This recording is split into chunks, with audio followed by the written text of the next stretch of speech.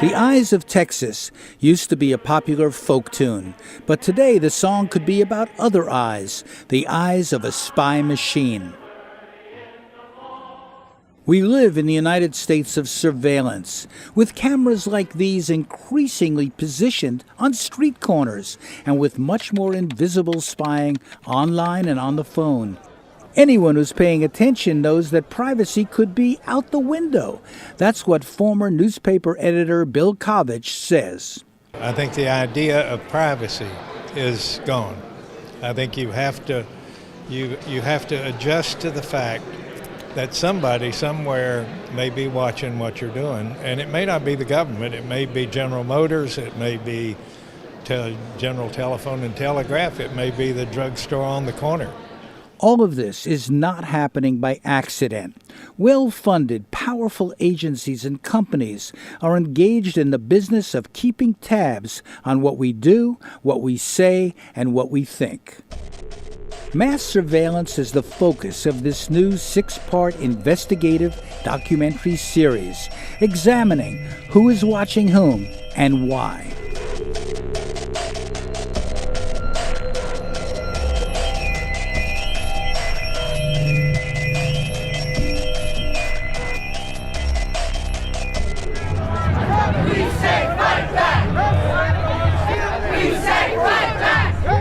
Some Americans are up in arms, including an internet entrepreneur who says government spying could be a first step towards a police state.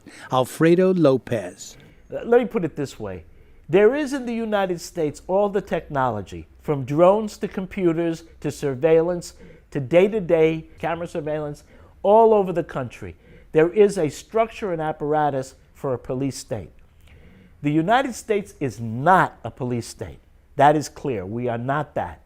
There I draw the line. But we can be. And we can be with a flip of a switch. And the real problem is, I'm not sure that the people of this country have not become sufficiently unconscious of their rights and of the Constitution and the purpose of the Constitution to really put a halt to that when it starts. And so, that's the real battle. Others believe spying is now a big industry, more about money allocated out of fear than stopping terrorism. Sam Antar is a convicted felon who says there is a corporate angle. It's a bigger story than the NSA story. It's really corporate surveillance of critics or corporate surveillance of rivals within their own corporations. In other words, executives surveilling rival executives. These companies are looking for the Edward Snowdens in their own world. Yes. To many in the world today, the face of America has a big nose for sniffing and sifting mountains of data, phone calls, emails, and texts, and with many mouths silenced by paranoia to keep what they decide is secret, secret.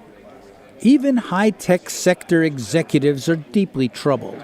I'm incredibly disappointed. Truthfully, I had become disappointed over the last couple of years. I strongly had suspected this, like many others, that this was happening. But what I had not realized is that actually now we've created a situation where all commerce is unsafe, all communications are unsafe. The most things that we had expected to be actually have some level of protection, completely eviscerated. Just like Toys R Us is one of our biggest stores for kids, Secrets R Us has become an American obsession and now an explosive and divisive issue that affects people all over the world. It's important that the U.S. is embarrassed by this because there isn't a way around it. They should stop it. They should stop indeceit. They should sign a treaty saying they will not conduct cyber war. They should sign a treaty saying they will respect the human rights of the whole world. Taken together, America has become a surveillance industrial state where everyone's business has become its business and where one huge U.S. intelligence agency has been given the sanction and unlimited amounts of money to spy on the whole world. In this series, you'll meet a former undercover FBI agent who says government spying is out of control. We want the intelligence agencies and the law enforcement agencies to have power to go after people who are doing harm. But these programs are being done regardless of any suspicion of wrongdoing. and a computer whiz who did the same kind of specialized secret work that whistleblower Edward Snowden did, but for the military. Well, I mean, when you work for the government, you're like, hey, I'm here to do a job. And at the end of the day, go home and make sure the job's done right. And it's really that simple. And the federal government has a lot of really outstanding people that work for it. I mean, high-end, high level. They wake up dedicated to make sure that it's done to the highest level you can imagine. But sometimes you just have people that just do their thing. You know, they become upset with what they see. You will also hear from Edward Snowden's personal lawyer, who says that his leaks to the public were leaks of conscience. You know, Edward Snowden has no desire to harm his country in any way. He believes that he's still on the side of his former colleagues, but they just don't see that. We've tilted too far in the direction of collecting information on innocent people. At the same time, writer Andy Greenberg of Wired magazine says Snowden's revelations are leading to reform. It seems that he's their worst nightmare, a kind of genius employee gone rogue. What I do see that's kind of remarkable is that his leaks are already starting to inspire reforms. Even as the government, the Department of Justice, calls for his imprisonment, the president himself is talking about how the NSA needs to be reformed based on what he's released. Going forward, I'm directing the Director of National Intelligence, in consultation with the Attorney General, to annually review, for the purposes of declassification, any future opinions of the court with broad privacy implications, and to report to me and to Congress on these efforts. Stopping mass surveillance is also an issue that is building in intensity. I cannot stand this anymore! I can't! As a mother, as a daughter, I cannot try to explain this situation to my children. This is an effort that's uniting strange bedfellows from across the political spectrum. I'm proud to sound here with Democrats, with Republicans, with progressives, with libertarians, because this is not about right and left. This is about right and wrong. In this series, we'll tell you what NSA really does, how it works with telecom and internet companies, and the threat it poses to a free press and democratic values. It's not only a violation of freedom of the press, it's a violation of the public's right to know. Information is the oxygen of a democracy. It's not just about participating in democratic processes. It's about being informed. That's what makes democracy meaningful. And when we don't have that information, when a very powerful entity, the government, has the information and the people don't, that is not a very healthy sign. We will also show you how whistleblowers, hackers, and activists are fighting back and winning support worldwide. There's been a kind of cat and mouse game between the surveillors and the surveilled that's been going on for decades. And what WikiLeaks, I think, was the first to show is that the mice can have some small or even large victories despite their lack of resources. Now, we see that the cats have cracked down again and that the surveillance state has responded. But then Snowden, appeared as another win for the mice. So, I think that this is going to continue, these sort of, a kind of tit for tat. But it does seem that these revelations by the mice, these moments when we learn, when transparency wins out over secrecy, essentially, are getting bigger over time. Even as protests mount, the United States government still supports a vast cyber spying program. What I've been very clear about is that there has to be a narrow purpose to it, not a broad-based purpose, but it's rather based on a specific concern around terrorism or counterproliferation or human trafficking or something that I think all of us would say has to be pursued.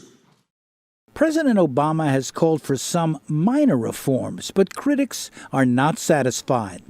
There's some things that I actually like about Barack Obama, but I'm clear about the fact that politically he is my opponent, he's my enemy, and he is clear about the fact that you have to put into place a series of controls that will preserve the social order. That's the only purpose for this stuff. Many in the media have been challenging the power of the surveillance state too, relying on leaks because they can't always get access to insiders who are afraid to speak. The NSA has invited some journalists in, like for this pro-NSA CBS 60 Minutes report. The agency gave 60 Minutes unprecedented access to NSA headquarters, where we were able to speak to employees who have never spoken publicly before. Full disclosure, I once worked in the office of the Director of National Intelligence, where I saw firsthand how secretly the NSA operates. Senior correspondent John Miller later left the network to join the New York Police Department as an intelligence official. Miller asked some softball questions, ostensibly trying to understand what the NSA does and doesn't do. You don't hear the calls. You don't hear the call. You don't see the name. You don't see the names. You just see this number called that number. This number, the to from number, the duration of the call, and the date time group. That's all you get. And all we can do is tell the FBI that number is talking to somebody who is very bad. You ought to go look at it. Later, a widely read website showcased another interview by HBO comedian John Oliver asking, what does it say about the U.S. press that the toughest interview Keith Alexander has is from a comedian? It's been said that your motto was collect everything. Is that true?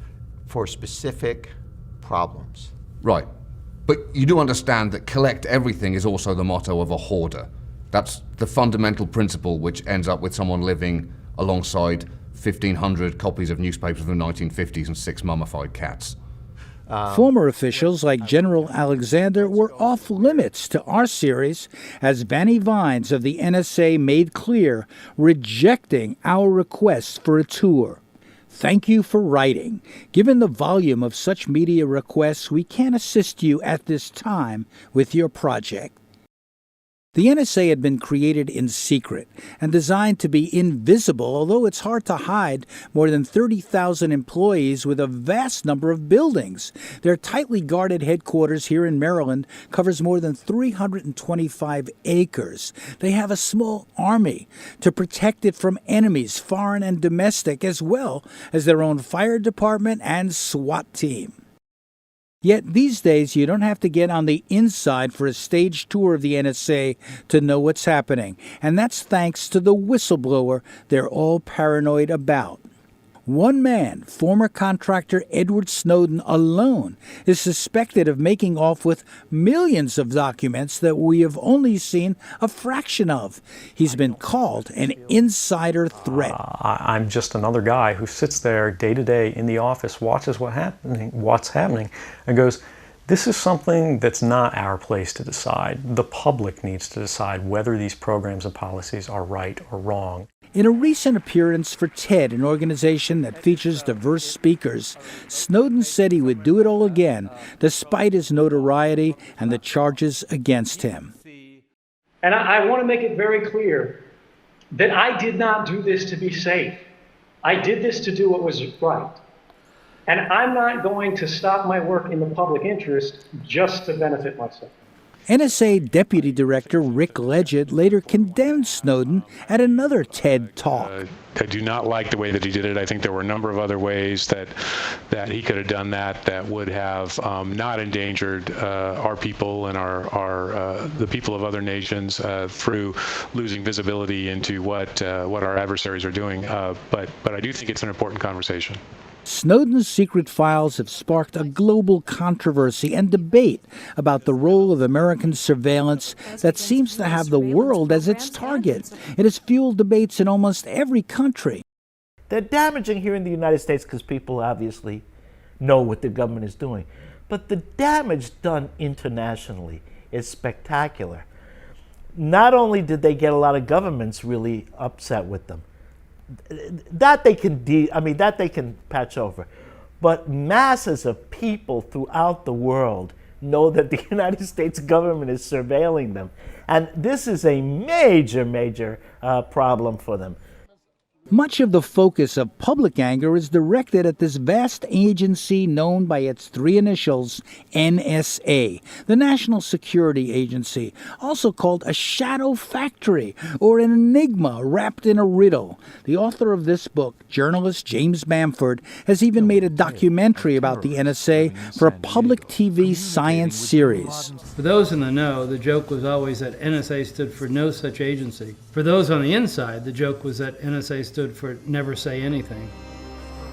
Bamford and a small army of critics are now dueling with former NSA officials and their defenders. Lawyer Robert Litt works for the Director of National Intelligence and downplays the dangers of the NSA.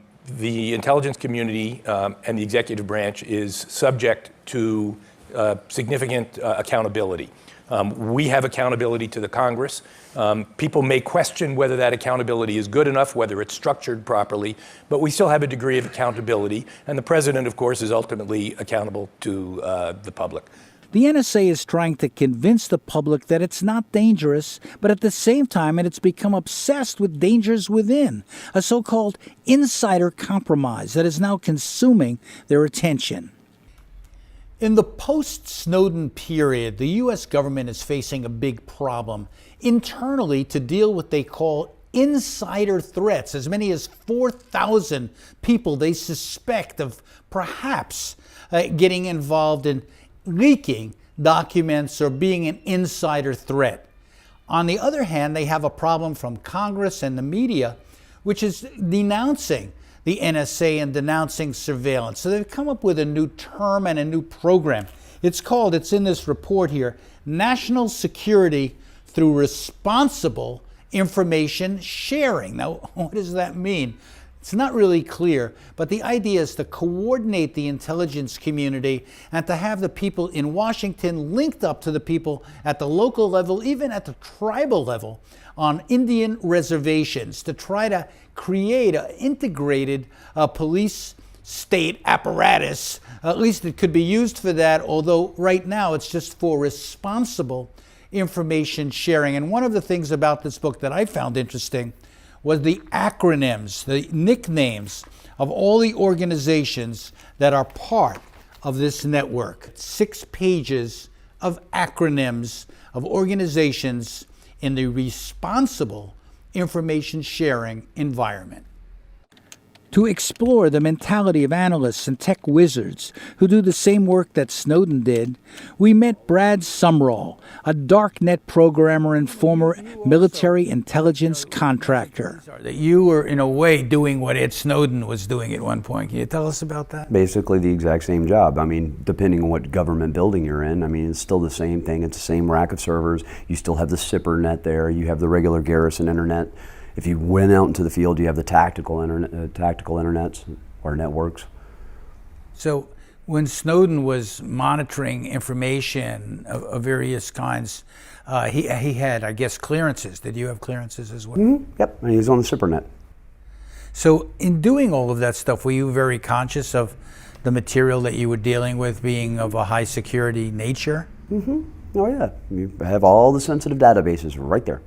Even as intelligence agencies try to keep their staffs in line, reporters have become another enemy and maybe a bigger threat, with many hard-hitting reports winning major media prizes and pitting leaders of the mainstream press against the lack of transparency by the NSA. He said awarding the Pulitzer to Snowden enablers is a disgrace. Anything you'd like to say back to him about that? You know, I mean, I look at Peter King's condemnation as an enormous badge of honor.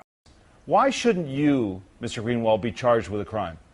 The scandal that arose in Washington before our stories began was about the fact that the Obama administration is trying to criminalize investigative journalism by going through the emails and phone records of AP reporters, accusing a Fox News journalist of the theory that you just embraced, being a co-conspirator with felonies for working with sources. If you want to embrace that theory, it means that every investigative journalist in the United States who works with their sources, who receives classified information, is a criminal. And it's precisely those theories and precisely that climate that has become so menacing in the United States. It's why the New Yorker's Jane Mayer said investigative reporting has come to a standstill. What do you say to those journalists that have been also highly critical of this kind of reporting on the Edward Snowden revelations? People like David Gregory that are asking if Glenn Greenwald should be prosecuted. It's outrageous. I don't know how he can call himself a journalist and talk like that. I mean, look, this is the job. I mean, the job is we're supposed to report the truth. If whistleblowers come forward, we're supposed to take the risk along with those whistleblowers. And society long ago decided that we're supposed to have protections when we do this. This is what journalism is about, shining a light on what the most powerful people in the country are doing to them in the dark. So we're going to continue to do that no matter what David Gregory and his friends say. This series will take you to a high-level media summit held inside the New York Times that debated the role of leaks and the need to defend the press. Well, I think there is a need for pushback. This conference is a step in that direction, and there are reporters and even mainstream news organizations that are pushing back.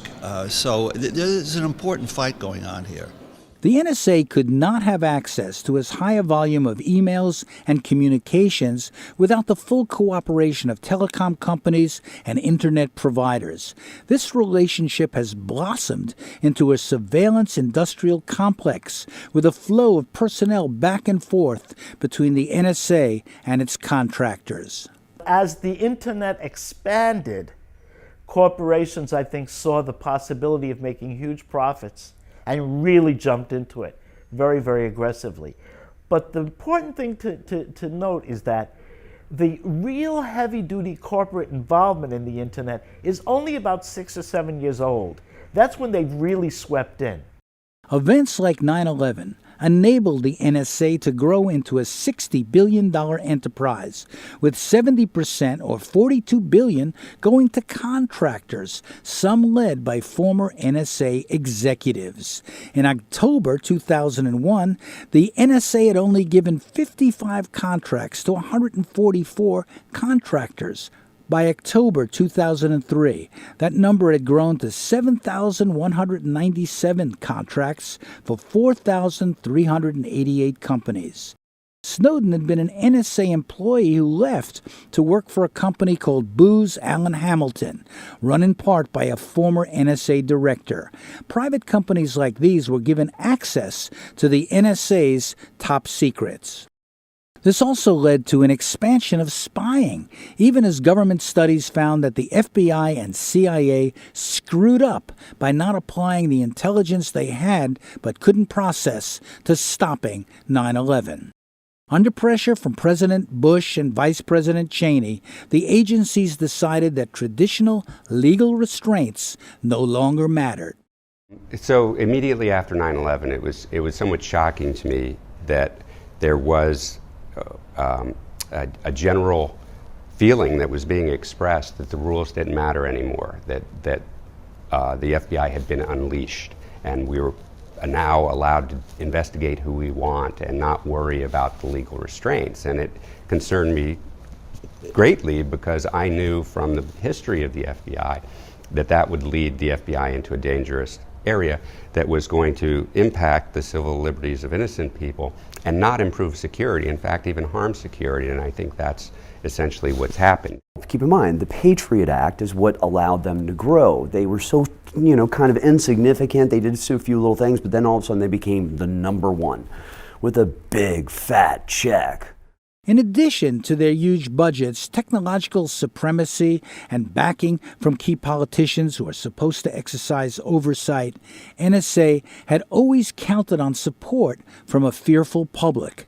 That's changing, says attorney Ben Weisner of the ACLU. I think they're so used to getting their way, they're so used to being able to invoke the threat of terrorism and having everybody roll over, that they're surprised by this environment where those kinds of dangerous threats are not scaring the public into submission. But ultimately this is about what they do and not what they say.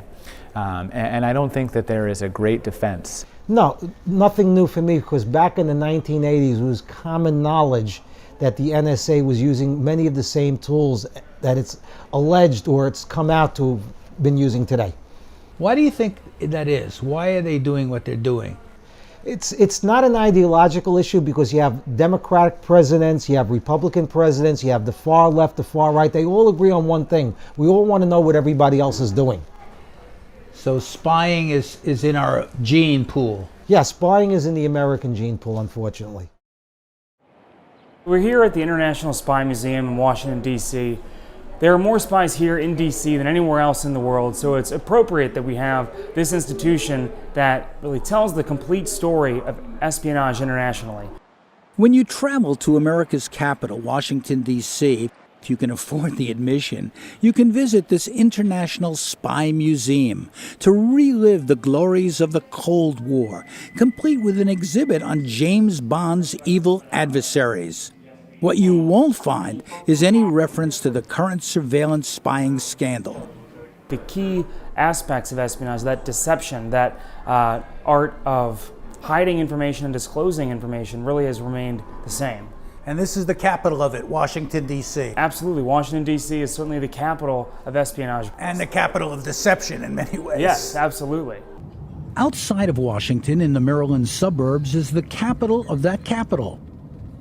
Merge onto K9 Road, then your destination will be on the left. The National Security Agency. This super secret spy agency is not hospitable to tourists or most reporters who want to know what's happening now. We found that out when we were told we were not welcome at this heavily guarded federal facility. It has more than 30,000 employees, 32 miles of roads across 325 acres. We were threatened with a $500 fine for even asking about entering, although later the NSA gave us some footage. These students at a nearby local university were threatened with arrest for photographing an NSA building on their campus where whistleblower Ed Snowden once worked. Yeah, you can't take pictures. Can't take pictures in Nova? This building, you can't take pictures. Not at all? What about... NSA used to stand for Never Say Anything. This has changed because the surveillance state is in the news every day. Americans know it exists, but few really understand what it does and how. To find out, also, don't bother visiting the NSA website. I'm often asked the question, what's more important, civil liberties or national security? It's a false question. It's a false choice. At the end of the day, we must do both. You will only find out what they want you to know, that they are here to defend and protect you. They claim to be accountable in legal and moral terms. We have to find the way to ensure that we support the entirety of the Constitution. That was the intention of the framers of the Constitution. That's what we do on a daily basis at the National Security Agency. How true is that? We will investigate the claims and the realities in this episode of America's Surveillance State.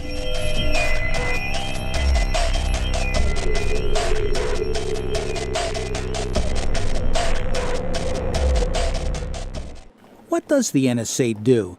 It's a simple question, but because it's a top-secret agency, a clear understanding has been hard to grasp. The agency is not required to release even non-classified information. On November 6, 1998, NSA for the first time declassified this organization chart of its operations directorate. You'll note some of this document is blacked out. It also only shows part of NSA's mission, including military support, intelligence oversight and policy, global issues and military production, and here, what they call collection operations. That's another word for electronic eavesdropping. It has become well known but also controversial because of all the data that is being collected and stored. You have this incredible advances in technology that enable much more collection than ever was possible, and an increase of secrecy around the program. So it's very unclear still, not just what the government is doing, but what legal authorities it thinks allows it to do what it's doing. Mike German, a veteran undercover FBI agent, knows surveillance techniques because he's used them. It's an enormous problem for the government to know more about the people than the people know about what the government's doing. And what we've seen since the terrorist attacks of 9/11 is that a lot of the legal restraints that kept the government in check after a previous era of abuse were relaxed or removed completely in many cases. The NSA was created secretly 60 years ago, not by Congress, but by the president, as a tool of the Cold War. But it always got less attention than the spooks, spies, and assassins who built the CIA's mystique as the invulnerable and omnipotent overthrower of governments and silencer of America's enemies.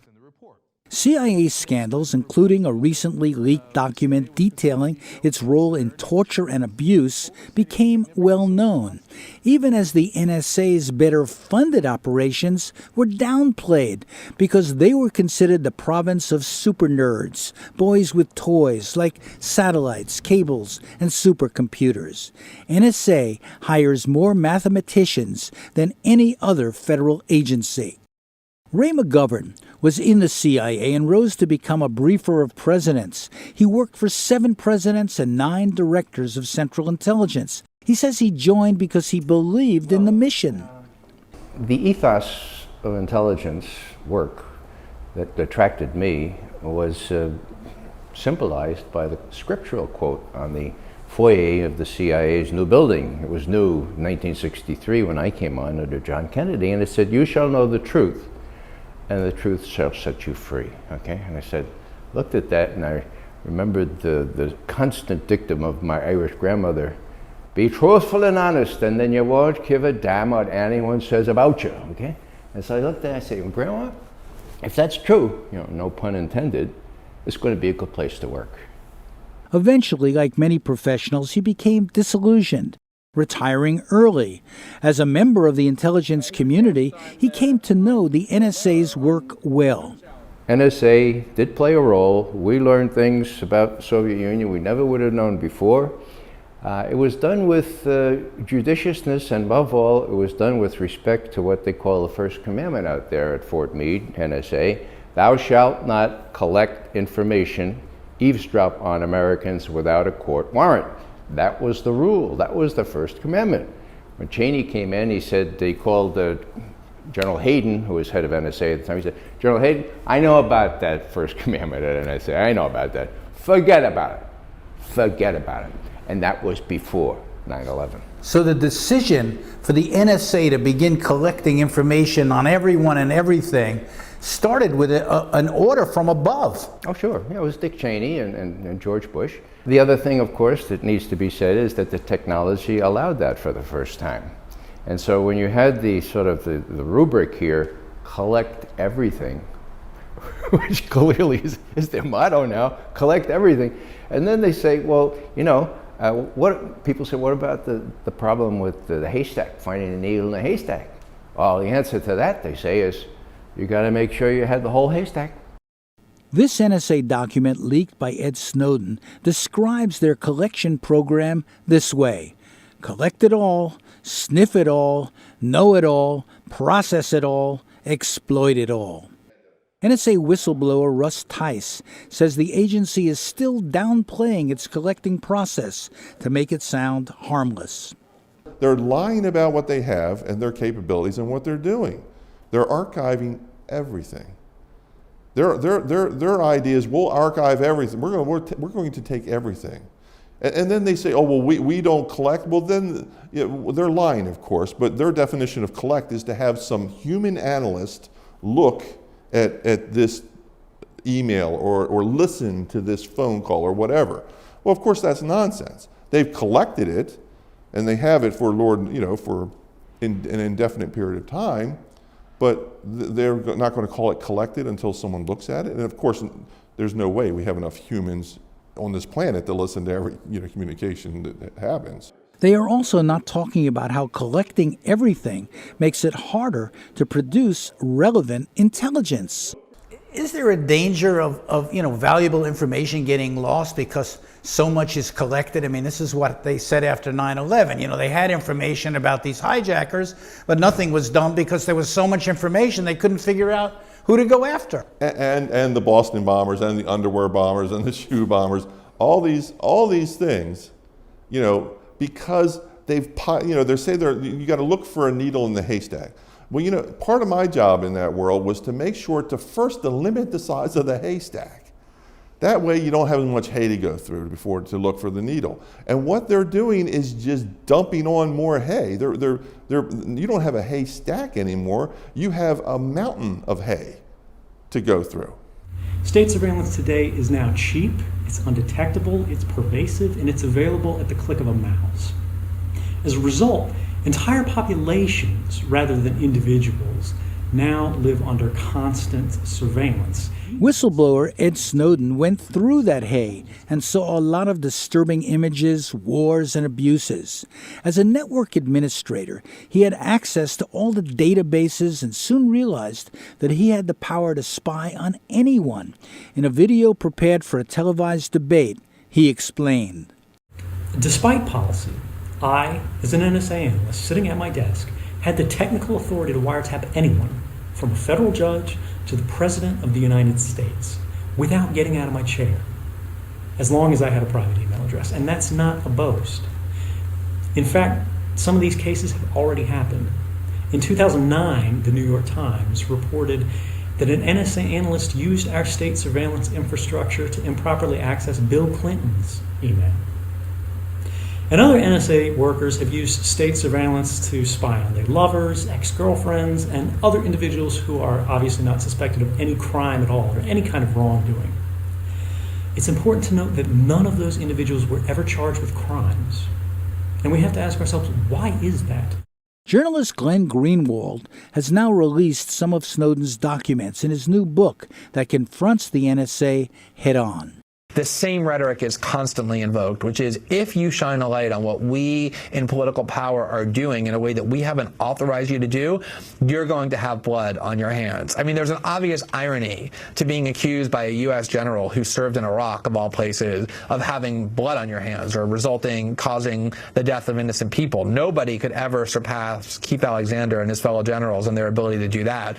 What we've seen is a expansion of what we call secret law, where they're either working under authorities that the American public doesn't know about, or even worse, there is a law in the books, but they're interpreting it in a way that an objective reading of that law wouldn't ordinarily allow. The NSA in the hot seat. Documents leaked by Edward Snowden show that the NSA may have been spying on Chancellor Angela Merkel. An old mobile phone number she used is listed in those documents. Germany not happy. Soon, thanks to the Snowden disclosures and media investigations, we found out that the NSA was collecting intel on 122 foreign leaders, even U.S. allies like the Chancellor of Germany and the President of Brazil. 35 leaders had their calls monitored. For Germany, it is unacceptable that the mobile phone of our Federal Chancellor may have been subject to surveillance activities by our American partners. For us, spying on close friends and partners is totally unacceptable. The NSA speaks of its work in neutral and non-threatening language, using terms like collection, telephony metadata. What does that mean? We asked former FBI undercover agent Mike German. I mean, you would normally think in the terms of the Fourth Amendment that any time the government is collecting information about you, gathering it, putting it in a government database, that would be collection. But often the way the authorities that govern government surveillance are interpreted, sometimes the acquisition of information versus the collection of information are two different things, and they're only considering it collected once a human being has actually put eyes on it and processed the information. In May 2014, former NSA Director Michael Hayden shocked a Washington audience when he said that the NSA uses metadata to kill people, a reference to NSA providing intelligence to military units using drones to assassinate people the Pentagon and the White House consider enemies. Hayden quickly backtracked, saying, "We don't do that in the U.S." Okay? We kill people based on metadata. But that's not what we do with this metadata. Okay? Thankfully. Wow, I was working up a sweat there for a second. Hayden, now working with a former Homeland Security chief, was also embarrassed in October 2013 when he was overheard by a fellow train passenger who began tweeting the content of his confidential phone conversation. Using a secret FISA court to do its bidding, the NSA pressed the government to order phone companies like Verizon, AT&T, Sprint, and Nextel to turn over a massive number of records. Later we learned about a program called PRISM. Here's the secret NSA document that shows what it does to collect Internet data.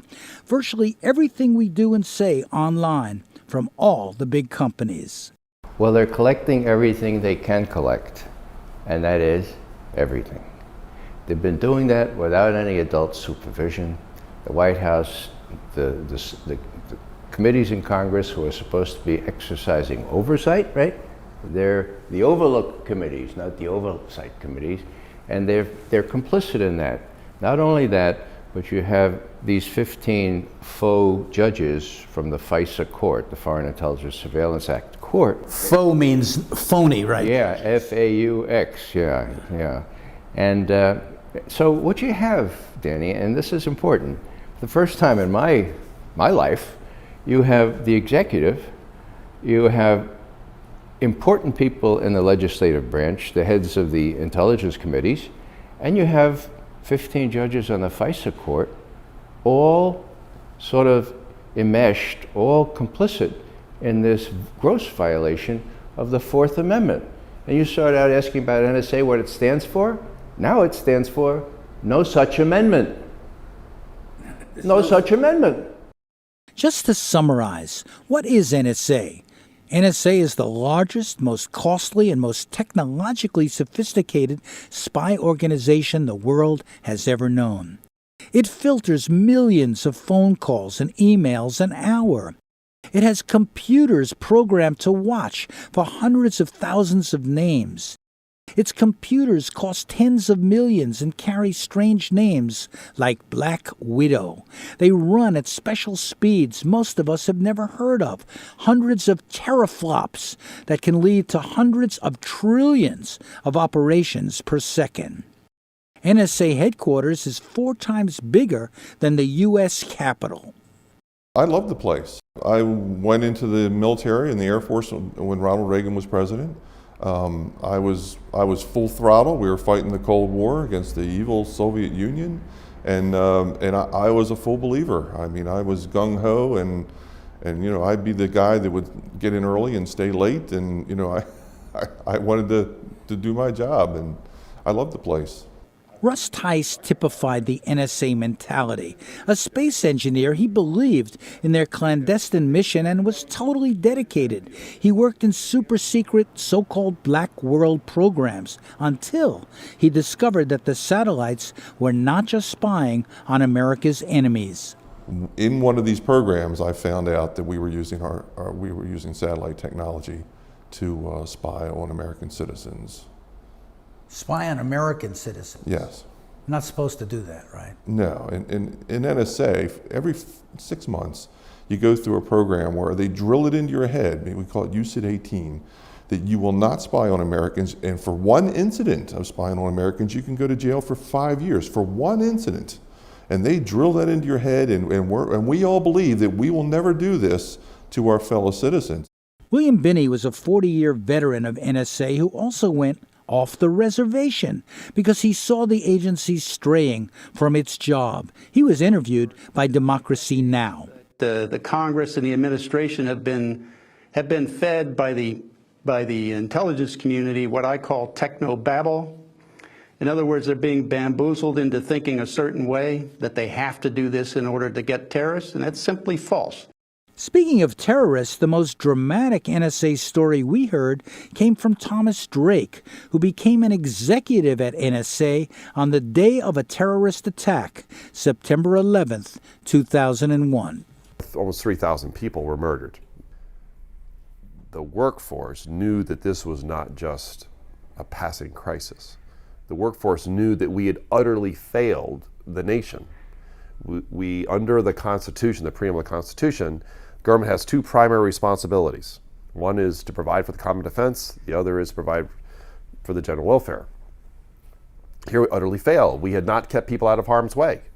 We had not protected the nation. There was a feeling of guilt there because the NSA had information on some of the men who skyjacked those planes that were flown into buildings, but they did not share it with other agencies. Thomas Drake became an eyewitness to how the agency changed. So I became eyewitness to NSA unchaining itself with the approval and the mandate of the White House, unchaining itself from the Fourth Amendment, literally, and entering into a mass surveillance regime, the likes that history has never seen before. As he became critical of the agency's failures, he became a whistleblower and faced years in prison for going public with NSA failures. Unlike Edward Snowden, he did not leak masses of documents. That was one of the fundamental rules, whether it was oral communication, whether it was written, electronic, or later on even in hard copy, it was all unclassified, period. What's not appreciated is that Snowden has been as careful in assembling information as he has been in disseminating information. If I had just wanted to harm the U.S., you know, that you could shut down the surveillance system in an afternoon. But that's not my intention. And I think for anyone making that argument, they need to think, if they were in my position, and you know, you live a privileged life, you're living in Hawaii in paradise and making a ton of money, what would it take to make you leave everything behind? Thanks to what we've learned from Snowden's disclosures, it seems like all of us have been reduced to the data we convey. When you engage in an electronic transaction, whether it's with your cell phone, with a regular traditional landline phone, with your credit card, with your computer, the transaction itself, the content of the communications is called content. You know, if you buy something at the store with your credit card, what you bought is considered content. But there are all sorts of electronic trails left, like crumbs, that often have a tremendous amount of very detailed information about you, particularly when it's gathered in mass. For example, who you called, when you called them, how long you were on the call with them, where you made the call from. That type of data collected in mass can reveal an awful lot of information about you. In May 2014, Washington finally took legal action against cyber spying by China, not the United States, even as some of the Snowden documents revealed that economic espionage is also in NSA's portfolio. The Chinese and U.S. critics laughed at what they called hypocrisy. The United States deliberately made up facts, using the excuse of so-called stealing of secrets online to indict 5 Chinese military officials. This has seriously violated the basic principles of international relations and damaged Chinese-US cooperation and mutual trust. Americans think it's okay if we spy on foreigners, but it's not okay if we spy on Americans, as if, you know, the rest of the world has no right to privacy at all. We are more worried about Al-Qaeda than, I think, any nation state as a threat to American lives. But nonetheless, I think we have to rein in an agency that has the ability to spy on any innocent citizen with impunity of any country in the world. I mean, when the world becomes the NSA's panopticon, even with a fig leaf of privacy around Americans, that to me does seem unacceptable, and it turns the whole world against us. The New York Times is considered America's most powerful newspaper. Its offices near Manhattan's Times Square projects that power for a media institution that often sets the political agenda and tells us what's important. And yet today, there is also fear and loathing inside New York Times newsrooms, where journalists increasingly feel threatened, even intimidated, by an administration that has prosecuted more whistleblowers, 8 in all, than any other in American history. In March 2014, the Times Conference Center hosted a forum to address the state of press freedom. Packed, it was like a media summit of major players there to resist the growing power of the surveillance state. Distributed at the event was this 2014 report on attacks on the press. The Committee to Protect Journalists charges that the NSA puts journalists under a cloud of suspicion.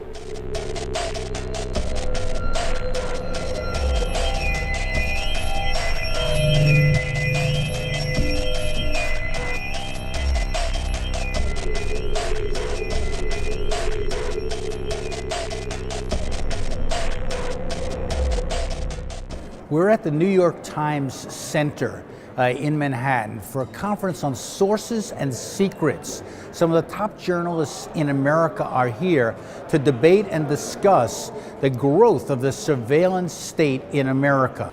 Journalists feel threatened. Politicians now feel threatened. This seems to be an issue that's gone from the back pages to the front page. Ralph Engelman works with the Polk Awards, sponsoring a respected awards ceremony in an industry that is far more competitive than collaborative. Confidentiality of sources is central to the work of journalists, investigative journalists in particular. And in addition to the use of the Espionage Act, what we've learned from the Snowden revelations about the NSA, how can you guarantee confidentiality? Engelman sees this event not just as a get-together for reporters, but one with an important political mission. I think there is something that has not been said directly that needs to be said, and that is that the sort of political context for this whole crisis in terms of journalism and surveillance and the use of the Espionage Act of 1917. If you go back to the original Act of 1917, it was passed in large measure to suppress anti-war sentiment against U.S. entry into the war, First World War. It's not simply a question of journalistic practice, but it's also a question of American foreign policy, the ability of journalists and the public to follow what's going on. At issue today is the case of James Risen, a Times reporter who exposed warrantless wiretapping. You know, so after we had reported on the story and nailed it down, we went to the government for comment. In fact, I went to Michael Hayden, who was then the director of the NSA, and got him on the phone and told him what we were writing. And before he realized what he was doing, he had given me an on-the-record comment. And then, very quickly after that, he and the Bush administration started putting pressure on my editors, demanding that we not run the story. Former veteran CIA analyst Ray McGovern says that at first there was an effort to suppress Risen's story. James Risen had this story in the summer of 2004. It was that Dick Cheney and George Bush had told General Hayden to collect everything and forget about this First Amendment at NSA about not collecting on Americans by the court, or just collect everything, okay? Now, that was discovered in the summer of 2004, but the New York Times superiors of James Risen went to the White House and said, and the election is coming up, and so George Bush said, don't, that's national security, terrorism, fear, national security, do not publish that story. The Times initially sat on the report, but then Risen told his boss, publisher Arthur Sulzberger, that this story will be told in his new book. The Times publisher then told the White House the newspaper would be going ahead. And so Sulzberger calls the White House and says, I'm sorry, we're going to have to publish on that now. Bush orders him into the Oval Office to tell him, no, you can't do that. He orders the publisher of the New York Times into the White House. Right. And the publisher of the New York Times and the Washington bureau chief dutifully show up there, and Bush says, you can't do that. Okay, now this is the 5th of December, 2005. You can't do that, okay? And they said, well, you know, hey, we held off for 15 months, for God's sake, you know, You got to understand. So what happened here is that the New York Times caved, and Michael Hayden was asked to explain all this in January of 2006, so 1 month after Reisen's revelations. He gets up before the National Press Club, and he's asked by Jonathan Landy, it's right on it's on YouTube, General Hayden, why is it that you have sort of played fast and loose with the Fourth Amendment? Fourth Amendment actually protects all of us against unreasonable search and seizure. But that's what it says. The measure is probable cause, I believe. The amendment says unreasonable search and seizure. But does it not say probable? No. But the NSA director was wrong. Probable cause is in the Fourth Amendment. But Reisen is still being ordered by the courts to reveal his source, and he's resisting, leading to an ongoing clash and a possible jail term. They're trying to kind of create a path for accepted reporting, and that if you as a reporter go outside those parameters, that you'll be punished, and that the sources that you are trying to deal with will be prosecuted. Media old-timers like retired Times editor Seymour Topping sees a larger context too. We're living in a period of terrorism, of danger on questions affecting national security, and therefore the whole question of the role of the press becomes, and its relationship with the government becomes more and more important. It's important that the public become more and more aware of the problems confronting the press. Journalists in the building, like Bill Kovich and other former Times bureau chief, were also very conscious of what happened to another building in New York, the World Trade Center, creating the pretext for the rise of massive government spying. When the Trade Center went down, all bets were off. Who was going to challenge the government? Nobody was. We didn't do it. The press didn't do it. The government had the opportunity, and George W. Bush opened all the doors. So fast forward to the present day, we have situations where newspapers like the one you work for here are actually willing to work with whistleblowers and bring out information that maybe in the past they wouldn't have done as quickly, although we do have the Pentagon Papers. And I helped work on the Pentagon Papers. We were ready to do it. The Times was ready to do it at any time if they could confirm the information. You know, we got the Pentagon Papers dumped, but we rented 2 floors of a hotel over here for a month and vetted that data ourselves, so we did our own reporting. Mr. Ehrlichman, are you telling me that the break-in to Dr. Fielding's office was to satisfy the President of the United States? The President wanted very much to make sure that a thing like this could not happen again. How one learned whether Ellsberg acted alone, as a disgruntled employee of a think tank, whether he acted as a member of an international spy ring delivering secrets to a foreign embassy, or just what his role was, where he fit, had to be determined, in the opinion of the investigators, by every available means. Do you have a sense of mission, which is unusual in journalism, a sense of, you're actually uncovering something of value and importance to the American people? That's the only reason to be a journalist. I mean, democracy, you know as well as I do. Democracy only survives on a population that has the kind of information that allows them to make a decision to help make a democracy work. And if the press doesn't do it, who will? This is not just an American problem. Journalists in other countries are being spied on too by the NSA and their own intelligence agencies, says Tim McNulty. If you look at journalists in other countries, they risk a great deal more than we risk. We may be, prosecuted, or we may end up with adverse publicity or things like that, but we rarely feel that our lives are threatened, that our livelihoods are threatened, that our families. The journalists in many other countries are not only more aggressive, they're more courageous. This Sources and Secrets conference included exchanges with representatives of the intelligence community who argued that whistleblowers like Edward Snowden should be in prison. It is my personal opinion, Jim Risen called me out on this, that people who leak classified information commit crimes, and if we can catch them, which is not always easy, we ought to prosecute them and they ought to go to jail. Here's Robert Litt, who is general counsel for the Director of National Intelligence. There are many, many things that the government believes need to be kept secret in the national interest. And there's a full recognition of the fact that the press is almost invariably going to balance that interest different than the government does.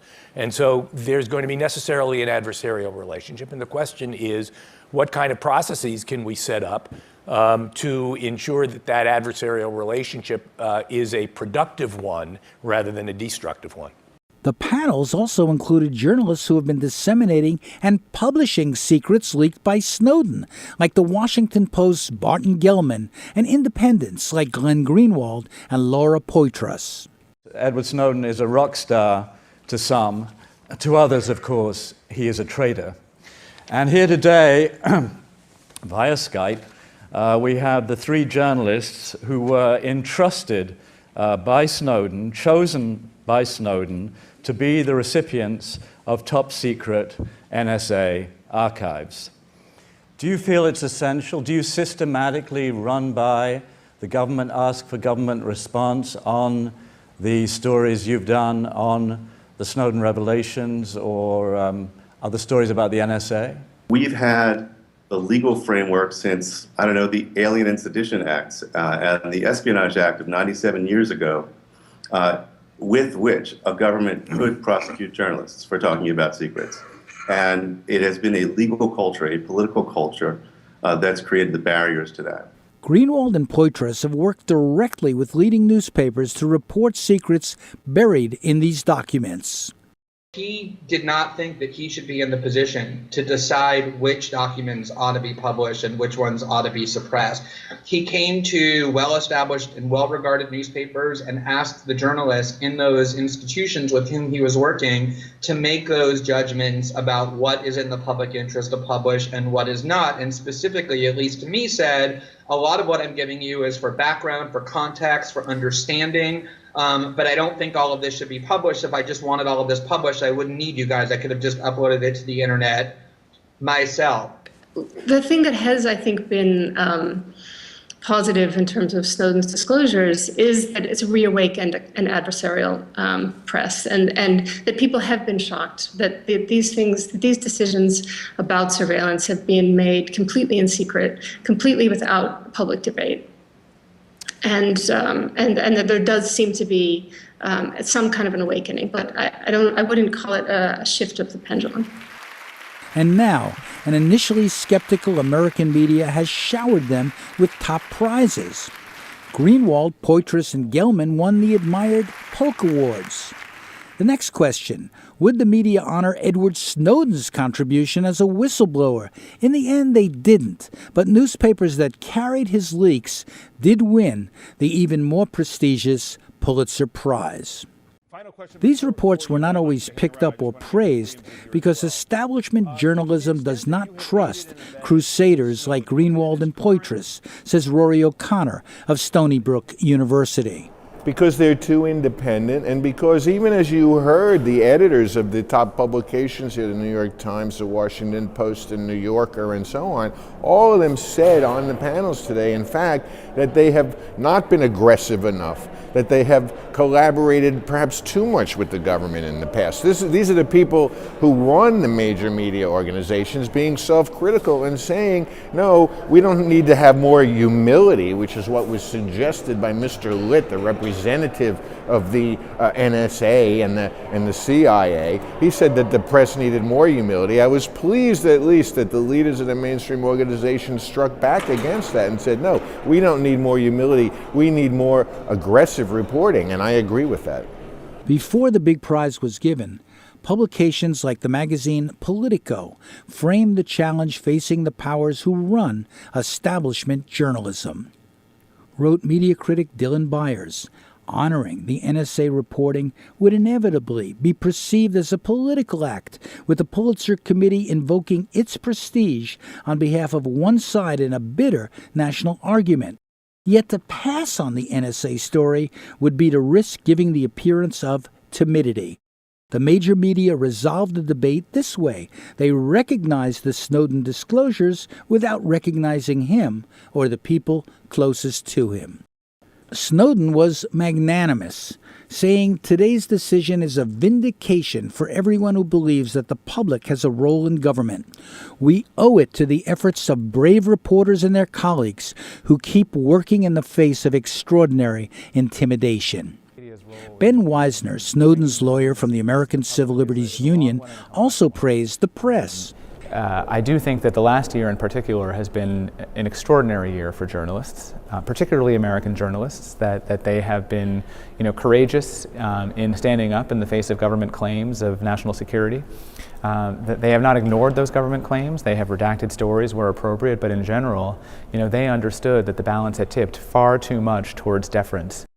As the big media now recognize the value of whistleblowers in the press, other media outlets say they have to be more aggressive in their own reporting and not just rely on documents that are leaked. Jonathan Landay is an investigative reporter for the Washington Bureau of McClatchy Newspapers. I don't email sources.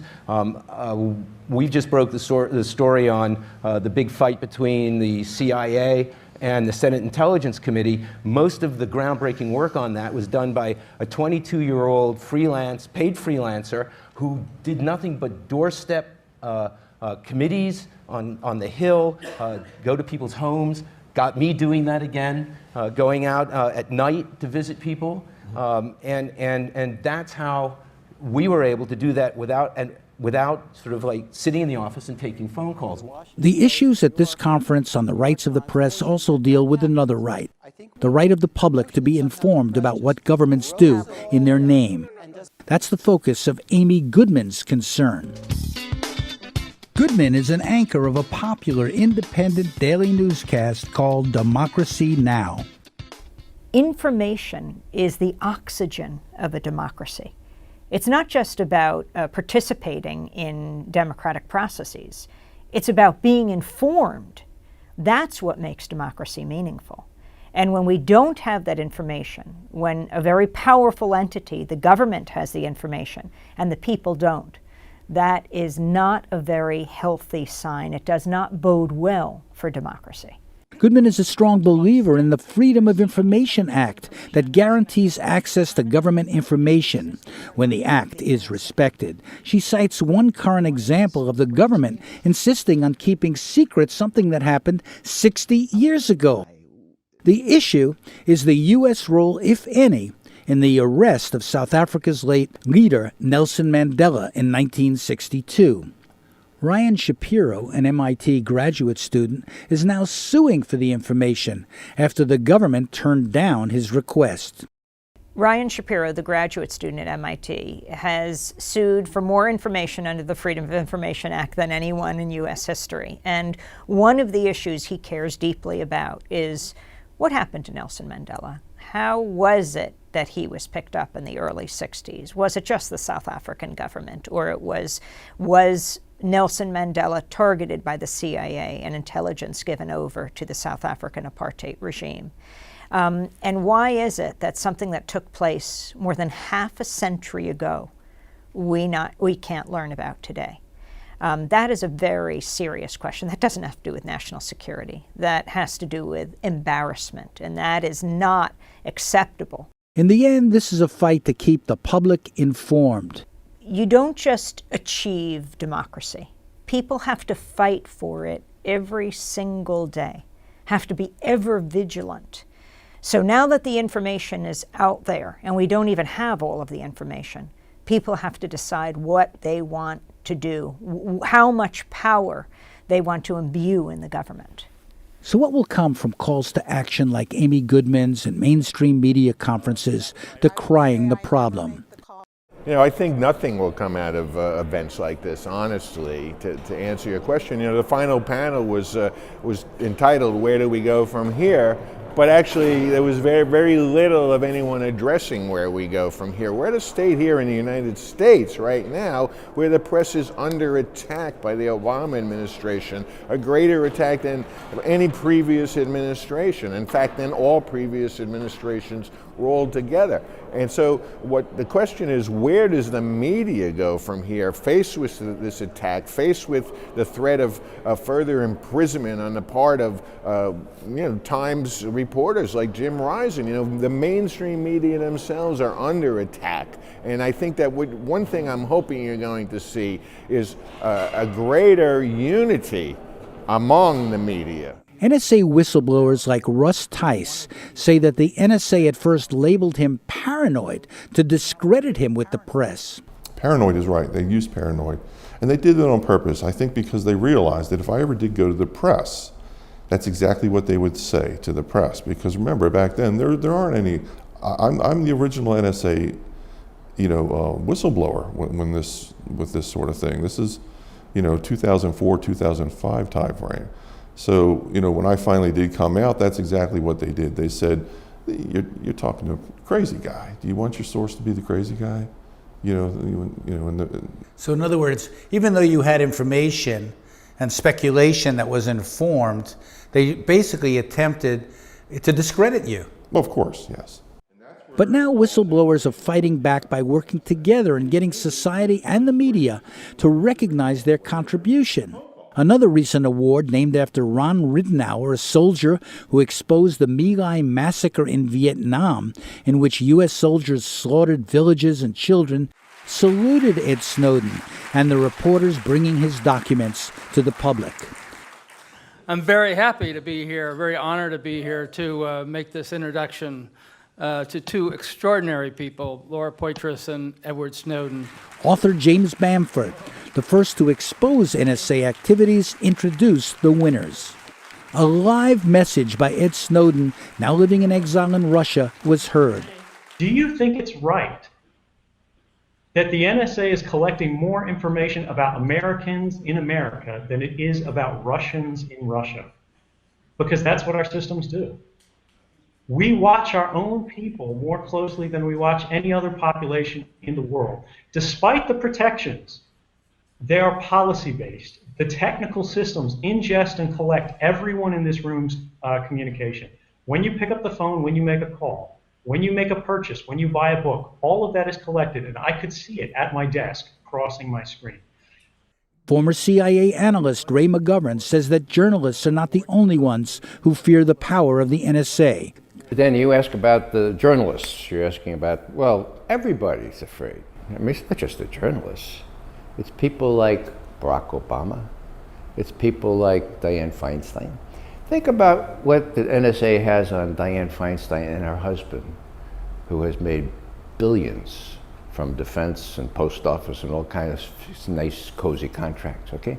So everybody's afraid, not just journalists. Let me just understand this. You're saying that President Obama, in your opinion, informed opinion, has reasons to fear the power of the NSA, has to be careful in terms of the dance he's done about, yes, he'll reform it, but not too much. Well, Danny, when you're collecting everything on everybody, who among us is as pure as Caesar's wife, Everybody's got something to hide. That's the idiocy of these people that say, I got nothing to hide, Well, everyone has things they want to hide. Welcome. The Internet was originally created by a government defense agency, but it quickly became a platform for the growth of a new industry worldwide, offering a wide range of attractive products and services. As the web became popular with hundreds of millions of users, intelligence agencies like the NSA decided to use it for its own purposes. An instrument for global communication soon became a tool for massive spying, part of a surveillance industrial complex.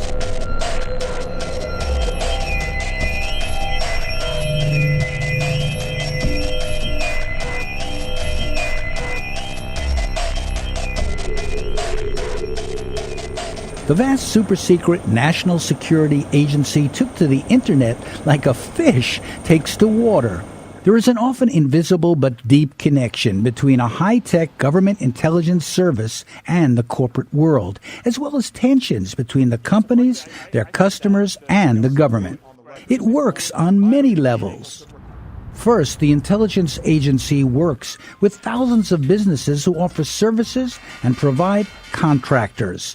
Some of the big ones are on an NSA advisory panel, and others are deeply complicit with its global spying and surveillance mission. At the same time that many are criticizing government spying, customers are pressuring their phone and internet companies, accusing them of violating their privacy. Here's one case documented in this chart shown in a lawsuit proving that AT&T set up a special room to intercept calls the government wanted to spy on. All of this collusion upsets the CEO of another tech company, Roy Singham of ThoughtWorks. The sad part about this is it's really something that has undermined commerce, it's undermined privacy, it's undermined security. It is so hypocritical what these companies and governments have done to something that could have been so revolutionary, so important to human race, this globalization of an internet economy. And it's been destroyed, quite frankly, by this collaboration. The NSA is proud of its partnerships with many companies, as these documents released by Edward Snowden makes clear.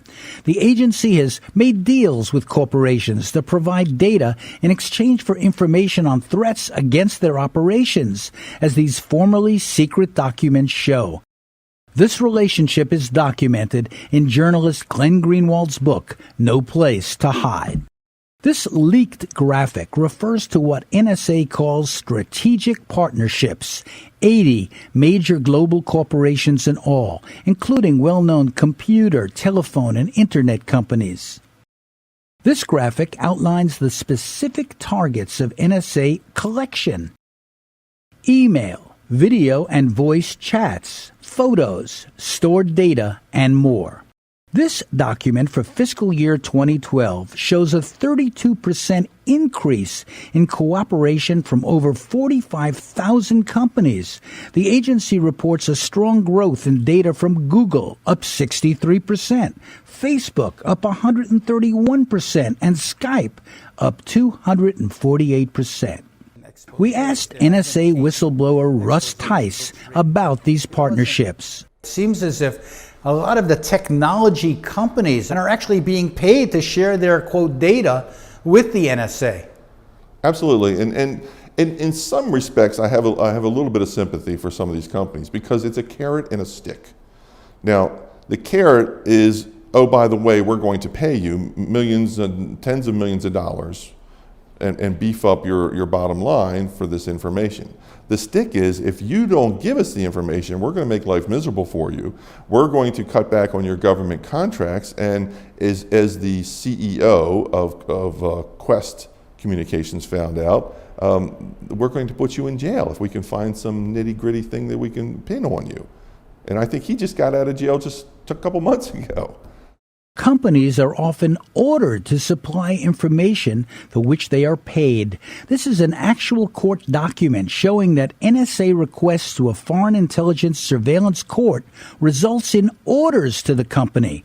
The companies like this process because they can then claim they are being forced to cooperate and not because of all the money they make.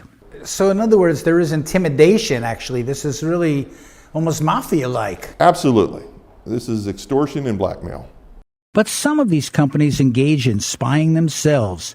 Challenges to Google's use of Street View cars seems on its way to the Supreme Court.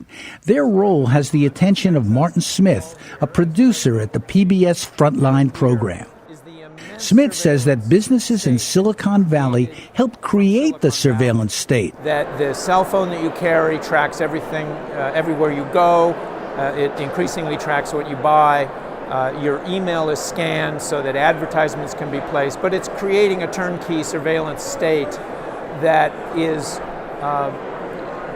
that everybody is participating in. It's not just journalists and their sources, but everybody is exposed their information. Google knows more about you than any institution on the planet at this point. But these companies want you to sign privacy agreements. They claim to be protecting your privacy. Well, they are. They do have privacy agreements, and if you took the time to read them, perhaps you could make a rational decision, but you'd never get out of your house. You'd be there reading these privacy agreements for months on end. Alfredo Lopez runs an internet business to empower citizens. You're a customer of a company, you sign a privacy agreement with them. They want you to, they have an implied contract with you to actually ensure that your data is treated confidentially and private. Right. But they've broken that, haven't they, many of them? They've broken it, and they also, you have to really be careful.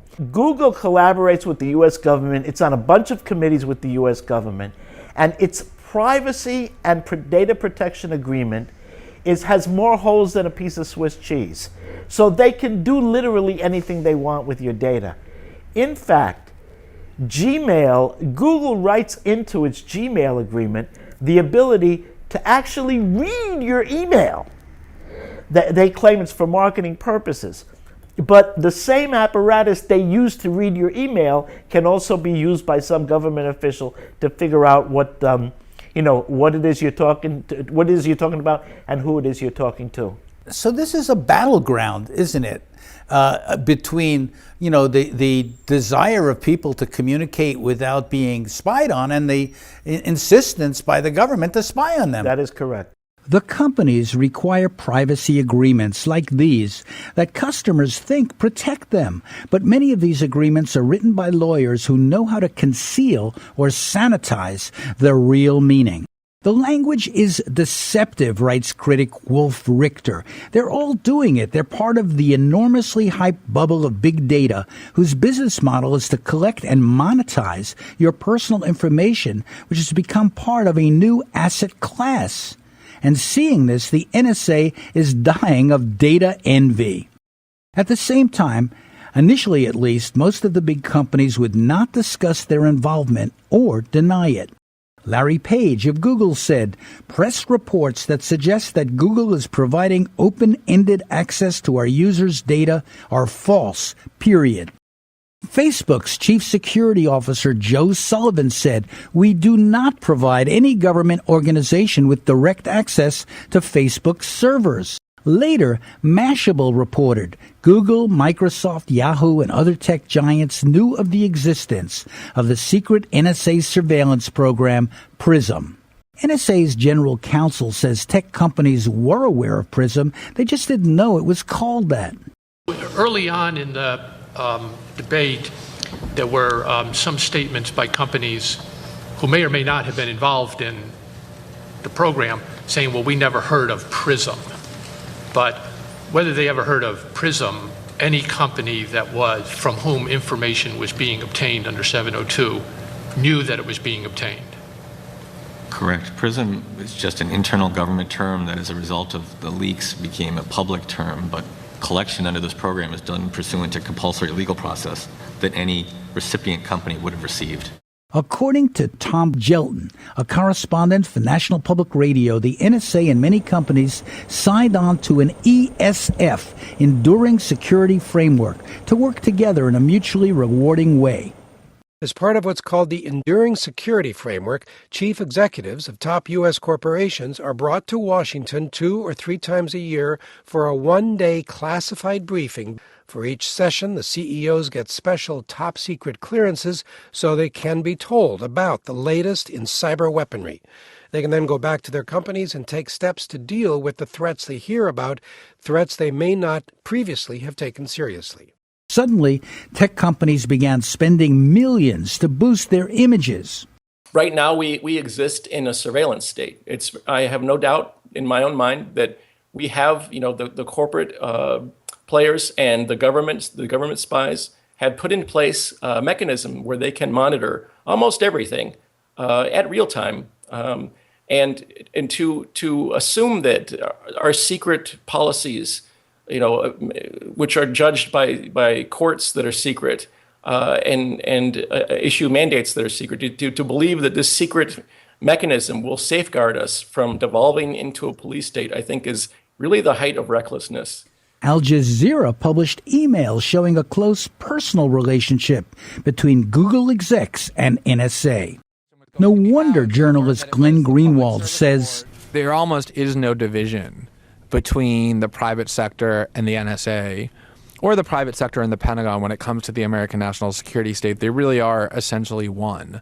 Here's just one list of NSA private contractors. And this goes back before 9/11. That NSA was increasingly, in the internet age, was increasingly going out to the defense, military industrial defense intelligence complex and granting very, very large contract vehicles in the billions and billions of dollars to quote unquote solve the big data problem, to solve the intelligence problem of the digital age.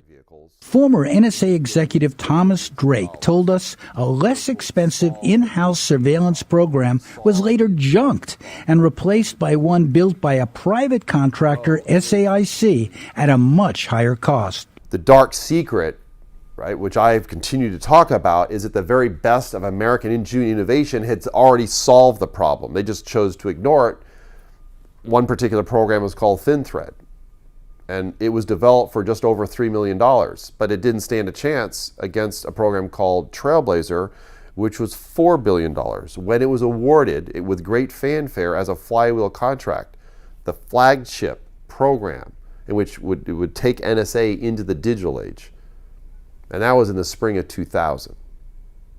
In fact, I was, again, told by the number 3 who I reported to, says, you got to be at least 10 million to even get noticed. And 2, ThinThread came out of it was a signals, we call it Signals Intelligence Automation Research Center, otherwise known as SARC, it was really a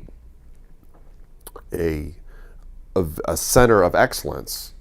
But it was internal. Internal, had about a dozen people, right? And guess what? It was replaced by a $4 billion project. That $4 billion project had been already awarded. It was the corporate solution. You did not challenge the corporate solution. Even though the acquisition regulations, the contract regs, require you to determine if there are any alternatives or existing solutions that meet the requirements. Because you're outsourcing. This was a choice, another critical strategic decision that was made by General Hayden, which was we're going to buy the solution, not make it. There was no in between. Working for spy agencies can become a company's profit center.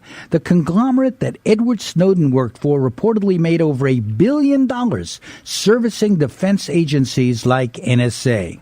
Silicon Valley is escalating pressure on President Barack Obama to curb the U.S. government surveillance programs that vacuum personal information off the internet and threaten the technology industry's financial livelihood. A coalition that includes Google, Apple, Yahoo, Facebook, and Microsoft lashed out in an open letter printed Monday in major newspapers. The crusade united 8 companies that often compete fiercely against each other, but now find themselves banding together to limit the potential damage from revelations about the National Security Agency's snooping on web surfers. As exposés of the corporate role mounted, foreign companies no longer wanted to do business in America. There are reports rolling in saying that U.S. businesses are feeling fallout overseas from the NSA spying revelations. You normally wouldn't make the connection, but other countries are actually thinking twice now about buying goods that are made by U.S. companies. Even Julian Assange of WikiLeaks commented on how American companies were being hurt. I've been involved in the tech industry for a long time. I know my friends in the US are really hurting as a result of of what has happened in the NSA. As far as the outside world is concerned, the United States has become an archipelago of coercion, where any person you were dealing with in business at Google or Facebook or Yahoo or at a telecommunications company might have become secretly an agent of the National Security Agency because they're ordered to do so by the FISA court, and they're forced to keep that secret or through the mechanism of national security letters. One study reported that the U.S. cloud computing industry could lose as much as $36 billion in business. Even as companies challenged NSA access, a top-secret court that oversees surveillance has time and time again ruled for the NSA. Some companies like Microsoft published a secret internal manual to show employees how to cooperate with government requests. This one was leaked. This manual shows that the company set up a special portal for government agencies to make requests. Google decided to publicize the growing number of requests for information they were receiving to show how transparent they are. Then, for PR reasons, many companies began pressuring the government publicly to reform NSA. So frankly, I think that the government blew it, right? I think that they blew it on communicating what they were, basically the balance of what they were going for here with this. So, the morning after this started breaking, there were like a bunch of people asked them what they thought, and the government's comment was, "Oh, don't worry. Basically, we're not spying on any Americans." Right? And it was like, "Oh, wonderful. Yeah, it's like that's really helpful to companies who are trying to serve people around the world and they're really going to inspire confidence in American internet companies. It's like, thanks for going out there and being really clear about what you're doing." So I think that was really bad. Some companies are now defying the NSA. Others say the government is irresponsibly blaming them unfairly. The tech industry is less thrilled that the White House is shining a light on their data collection practices through its big data report. Companies issued statements urging the White House to turn its attention back to how the NSA collects private data. Criticizing them, they say, is irresponsible. I mean, we haven't had this kind of arrogance of American corporate government language, in my opinion, since the 50s. When what's good for General Motors is good for America. And I think it's time that the businesses in the rest of the world took notice of this monopolization by U.S. corporations and said, this is not good for our countries, it's not good for our clients, it's not good for our customers, it's not good for the world. At the same time, they have made videos like this to show the public how they handle requests for information on their customers. In the course of a criminal investigation, sometimes the government requests information on Google users. Here's how we protect users' information from excessive requests, while also following the law. Let's say the federal authorities want information from Google about user HughDunnit22. Google protects your rights by upholding the Fourth Amendment. The law requires authorities to use a search warrant when seeking private content, like email. If there's enough evidence to support an application for a search warrant, the investigator heads to court. The judge inspects the application, and if satisfied, issues a search warrant. To Alfredo Lopez, videos like this give the impression that these companies are being sensitive to customer concerns. They say a range of things. Most of the time, the people that we interact with and the bodies that I'm with, and when I go to different activities, with hotsy-totsy people where they pay for your lunch and dinner, they say, "You're right, Alfredo, and we're working on that." Or it's another. See, everything is so compartmentalized and divided that it's a self-protection. They can protect themselves. They also, here is the problem. To see the picture this way, you have to have the politics to see the picture. And that's what I keep saying to people that I talk to all the time. I think as somebody in the tech sector, something that's more upsetting to me is the lack of vigilance in the first place of the corporations and their hypocrisy in the defense of this, and they have no real plan to put pressure on the United States government or international bodies to protect their other citizens. Listen, we're a global business. I operate in 30 countries. We have people working, I think, in 15 countries right now. We have consumers, we have businesses in all these countries. Most global businesses do. Whom am I accountable to? Am I not accountable to my client in India or to my client in South Africa? Of course I am. You can't pretend that you like global business and then you think it's okay that one country and one set of countries, corporations, have this unlimited license to exploit and spy on the rest of the world. You cannot proceed from the premise that the government has the right to conduct surveillance against you or anyone else. It does not have that right under the Constitution of the United States. It says it clearly.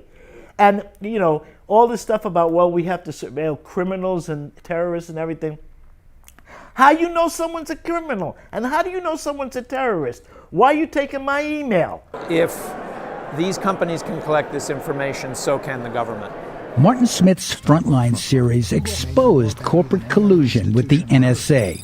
The Googles, the Facebooks collect as much of our sensitive data as possible. But anything you hand to a private company is potentially government's. The NSA specifically targets the communications of everyone. Corporate America and the national security state know so much about us, and we know so little about them. I do see it as one of the stories of our time. It affects us all here as to whether or not we're going to be adequately informed about what our government is doing. And that we do have a First Amendment of free speech and a Fourth Amendment that need on search and seizure. We need protections. They need to be upheld. Donald Byrd teaches journalism at Long Island University. He says not all of his students even recognize the problem. Our students think that the internet is just a utility. You turn it on and it runs, it's water, electricity, whatever, and the internet really has to be the same. And they're on their machines all the time. I took a train to Chicago and back recently because my son's at Northwestern University, and the kids, they're all on their screens. They're not talking to each other. They're never going to meet a significant other. Many of them may not know, may not care that other people are paying attention to what they're actually saying, or they're recording what they're saying. They're being monitored, they're being spied on. I know that. I tell them that when I go into my Bank of America, there are 14 cameras on me, watching me. The cameras everywhere, we know that, and so forth. And I tell them never to text anything they wouldn't want their mother to read. Is privacy dead then? I mean, personal privacy? I think so. I think it is. So in a sense, the NSA, by its desire to control everything, has actually led to the global resistance to it. This is about economic, military, political, ideological, historical control. This is the fundamental nature of power in the world. Whoever controls the commanding heights of the new world economy, which is the internet, dominates the economic landscape for the next 50 years, then dominates the politics, and with that they dominate the political and military narrative. My sister, as a historian, and others have told me that when you have a chance to rewrite history, you control the future. This is also about changing the history of the past. That's dangerous. Victors write history. If we're not careful, we're going to create a situation where the history of the people who fought in the civil rights movement, that's going to be obliterated. How did Nelson Mandela go to prison? It was the American deputy ambassador who turned him in. Those facts of history will be conveniently discarded if we're not careful. And that's what's at stake, the future of history and the future of knowledge. The National Security Agency was set up to keep America safe. People you know from within our organization can also cause harm. This threat is called the insider threat. An insider is a trusted member of our organization, such as an employee or contractor that intentionally causes harm. It now seems obsessed with keeping itself safe. If you see the following behavior, you should report it immediately to your supervisor or our security team. Among the threats NSA and other government agencies are now facing are not the ones they first expected or prepared for. Insider threats. The NSA estimates that as many as 4,000 employees may not be trustworthy. I was considered a rising star in my office, so it wasn't like I was the disgruntled employee. Former NSA staffer Russ Tice says that after 9/11, the agency slowly turned on itself. Matter of fact, when all this happened, my supervisor didn't even know what was going on. So when they yanked me out of my office, my supervisor was shocked and had no clue what was going on. So it was this insider thing that they're talking about, having basically employees snoop on other employees. That environment did not exist then. But yet you must have been shocked to be singled out this way and be investigated. I was, and they called me in for an emergency psych eval, and they bring this thing up and they say that I'm crazy because I think there could be a spy in the intelligence business. Lord forbid.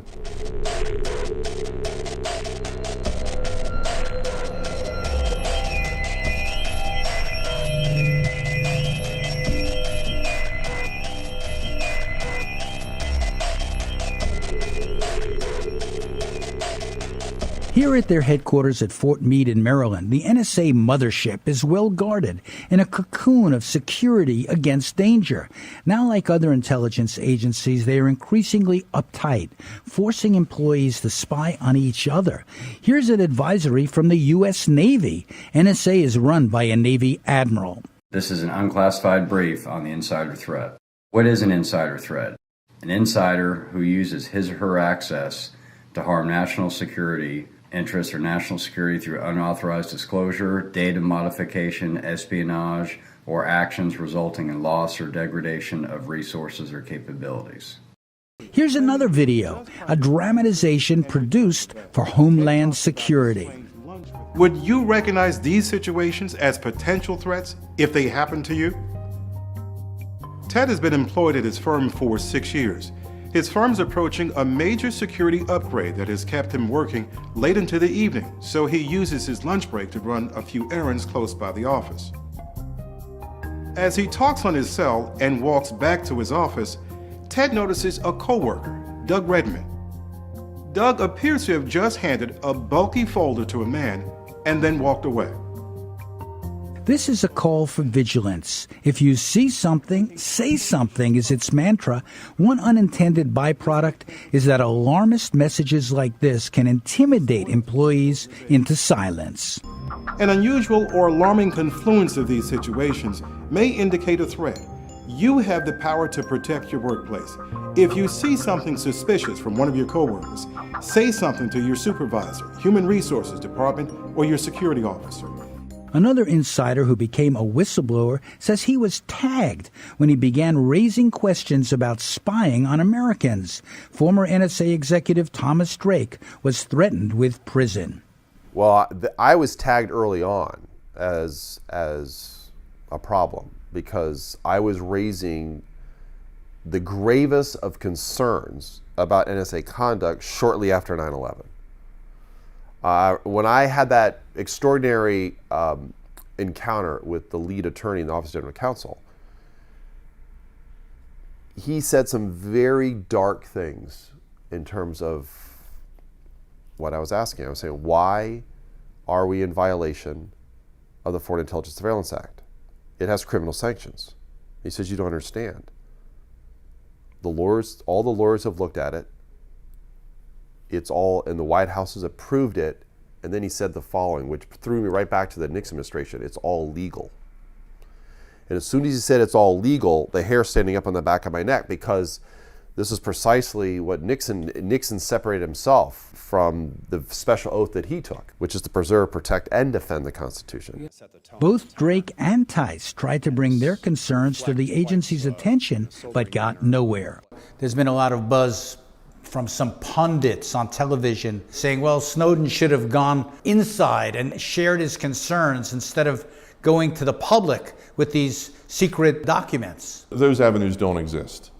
That chain of command, the DOD IG, NSA's IG is totally in bed with the security office in the front office at Fort Meade at NSA. That's why I didn't even go to them. Matter of fact, back then I was friends with the deputy director of NSA. And I went to him, and he kind of acted like he didn't know what was going on when I talked to him very quietly in private. So I went to the DOD IG, I got nowhere. I went to the Merit System Protection Board only because I was a military veteran. If I wasn't a military veteran, they would have blown me off for that, because the intelligence service is exempt from the laws, from the Whistleblower Protection Act. They're exempt, and that's something you don't hear from these pundits when they're talking. They don't even bring that up. I don't even know if they know it themselves, but the Whistleblower Protection Act does not protect someone in the intelligence community. What about Thomas Drake? I became a whistleblower, and what I did in those weeks, months, and the next few years after 9/11 was use every available channel that was within the government to blow the whistle. And that included inside NSA, that included the Office of General Counsel, that included the Inspector General's office, That included, obviously, my supervisory chain. Well, you did what you were supposed to do. That included Congress, Department of Defense, and a number of others. You did what you were supposed to do, go through channels, and Snowden didn't, and they're criticizing Snowden for not going through channels. Well, he actually did go through channels. He's actually elaborated more on that in terms of detail. It's just that it never got anywhere. Since our interview with Drake, Snowden spoke with NBC and revealed that he also tried to communicate with the NSA. Now, I had raised these complaints not just officially, in writing, through email, to these offices and these individuals, but to my supervisors, to my colleagues, in more than one office. I did it in Fort Meade, I did it in Hawaii. The NSA downplayed Snowden's charges, insisting they could only find one email of his. Later, NBC challenged that response and confirmed Snowden's story. Look, the lawyer that I confronted in the Office of General Counsel, he warned me. He said, don't ask any more questions. You don't want to go there. And I chose to fight from within. Look, I was now eyewitness to the subversion of the Constitution. I was literally, my oath is on the line. I was not going to violate that oath. I was going to keep faith and allegiance to the oath. That oath is support and defend the Constitution. It's the idea of how to govern ourselves, for all of its faults and foibles. Okay, historically, it is. But you were warned, Tom. You I was were warned. Yes, I was. And but I wasn't going to stand silent and look away because I'd be complicit. Unlike Drake and other whistleblowers, Snowden released secret NSA documents.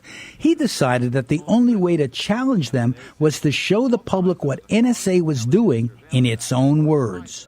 Snowden didn't just dump secret documents to get them out. He sought out responsible journalists like Glenn Greenwald and Laura Poitras and tried to put them in context. He asked them to protect the names of agents. At first, Greenwald was too busy to encrypt his communications with Snowden and almost didn't get his big scoop.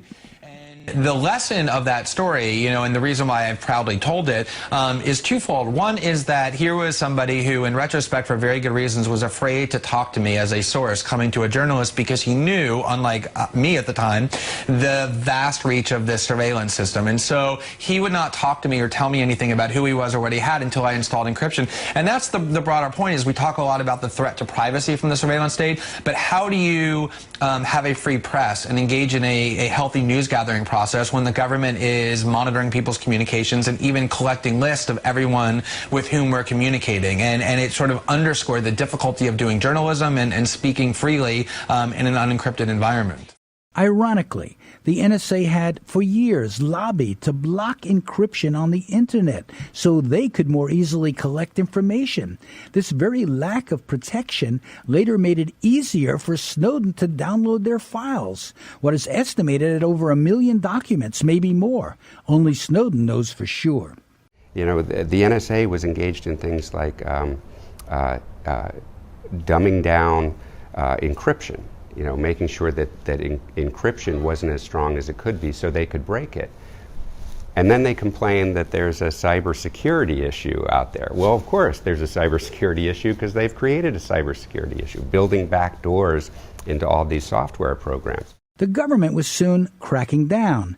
Here's what happened to Thomas Drake after an article appeared exposing the NSA. And as I found out later, then Vice President Cheney had simply issued the call, fine and fry the perpetrator, whoever, just fine and fry. I don't care who it is, make an object lesson of them. Find and fry. Find and fry. So it's 2005, they launched, the article comes out, they launch this massive leak investigation. I knew when the article came out, no doubt there would be investigation. When the investigation was launched, I'd get caught up in it. Why? Very few people knew about the secret surveillance programs. They had really... So what happens to you one morning at your house? Well, it's now almost 2 years later, and I'm getting ready to go to work. It's November 28th. It's shortly after 7 a.m. I look out the window and I see all these FBI agents streaming across the front yard. And of course, my heart's in my throat, and the nightmare had begun. And I was facing 35 years in prison. 5 counts for espionage, 1 for obstruction of justice, 4 for making false statements to FBI agents. And now my name is splashed all over mainstream media and the alternative media. Guilty? Guilty in the court of public opinion at that time because it was so rare for an American to be charged with espionage. In the end, Drake was allowed to plead to a minor infraction and the charges were dropped. Russ Tice, who also challenged surveillance, was under surveillance. I have the FBI follow me around. At first it was the black sedans, and then I got to a point almost where it's like every black sedan I saw, I thought that's probably an FBI guy, and you got to get it. I realized I had to get out of that mentality too, because they're there, but not everybody out there is one of them. So, and I learned how to spot them. And now the shining knight in armor is Ed Snowden, because what he was willing to do, the rest of us were not. Was he was willing to fall on his own sword to do it. And we were not, mainly with the documentation that he's provided, because he's provided the proof. Their documentation he's provided, which proves all the rest of us to be correct. And they cannot refute it now. They cannot. So that took a lot of guts, and he was asked, what do you think is going to happen to you? And he said NG, standing for not good. He seems to be aware of the dangerous position he's in. Well, yeah, especially if he looked at what happened to Mr. Drake, and anytime you put documents out there, and I find this interesting because I've been on TV shows from way back, and they look at me and they say, "Oh yeah, you can say that, but where's your proof? Where's your proof?" I said, okay, if I were to pull out the documentation right now, and it had a bunch of classification lines on it, and I could prove it with the documentation right here at this table, do you think that I'd make it out of this building without being shackled? Motivated employees join institutions because they believe in their mission, but often when exposed to abuses, they turn on their agencies and become insider threats. How do they keep all these people in intelligence in line? We asked intelligence analyst Brad Summerall, who, like Ed Snowden, was an online network administrator, but in the military cleared for top-secret information. What did he think drove Snowden to rebel? Something got to him, He was working in the NSA office where he also saw a lot of those things happen. Just like in the Marine Corps, you end up in the field out in, the field where you see other things happen. Some things get to you, some things don't, I'd imagine he had seen enough material that for whatever reason he felt he was upon himself that he was going to do what he was going to do. To share it with the American people in some way. Yeah, and jump ship at the same time. Yeah. But I guess it was a challenging and kind of gutsy or crazy thing to do. Yeah, definitely. But when people are on the inside, a lot of the people who are actually doing the technical jobs don't necessarily believe in the mission in terms of, that what they're doing is really protecting the American people sometimes. They feel like they begin to question it, let's say. Well, I think it's sometimes, depending on what situation you're in, you might begin to question yourself. Everybody found it a little bit curious that he did it with his position. He was taken care of very well. There was a lot of other people working for the government that didn't get making nearly that, and would have certainly never have done it at the same time. I just think he felt he was removed in some way. That's about the only thing that I can imagine. Just a disconnect. Right now they have going on what they call the insider threat program, where they're terrified. Thousands, 4,000 people on the list of potential insider threats. Seems to be a lot of paranoia in that world too. Yeah, a lot. A lot of big checks were written in 2002. Big checks? Meaning money. You gave a lot of people a lot of jobs, and when you give somebody a job to do, they're going to do their job. They overstaffed a lot, over technology, over everything. So you just got all this big money thrown in one direction, and everybody has to justify their cost.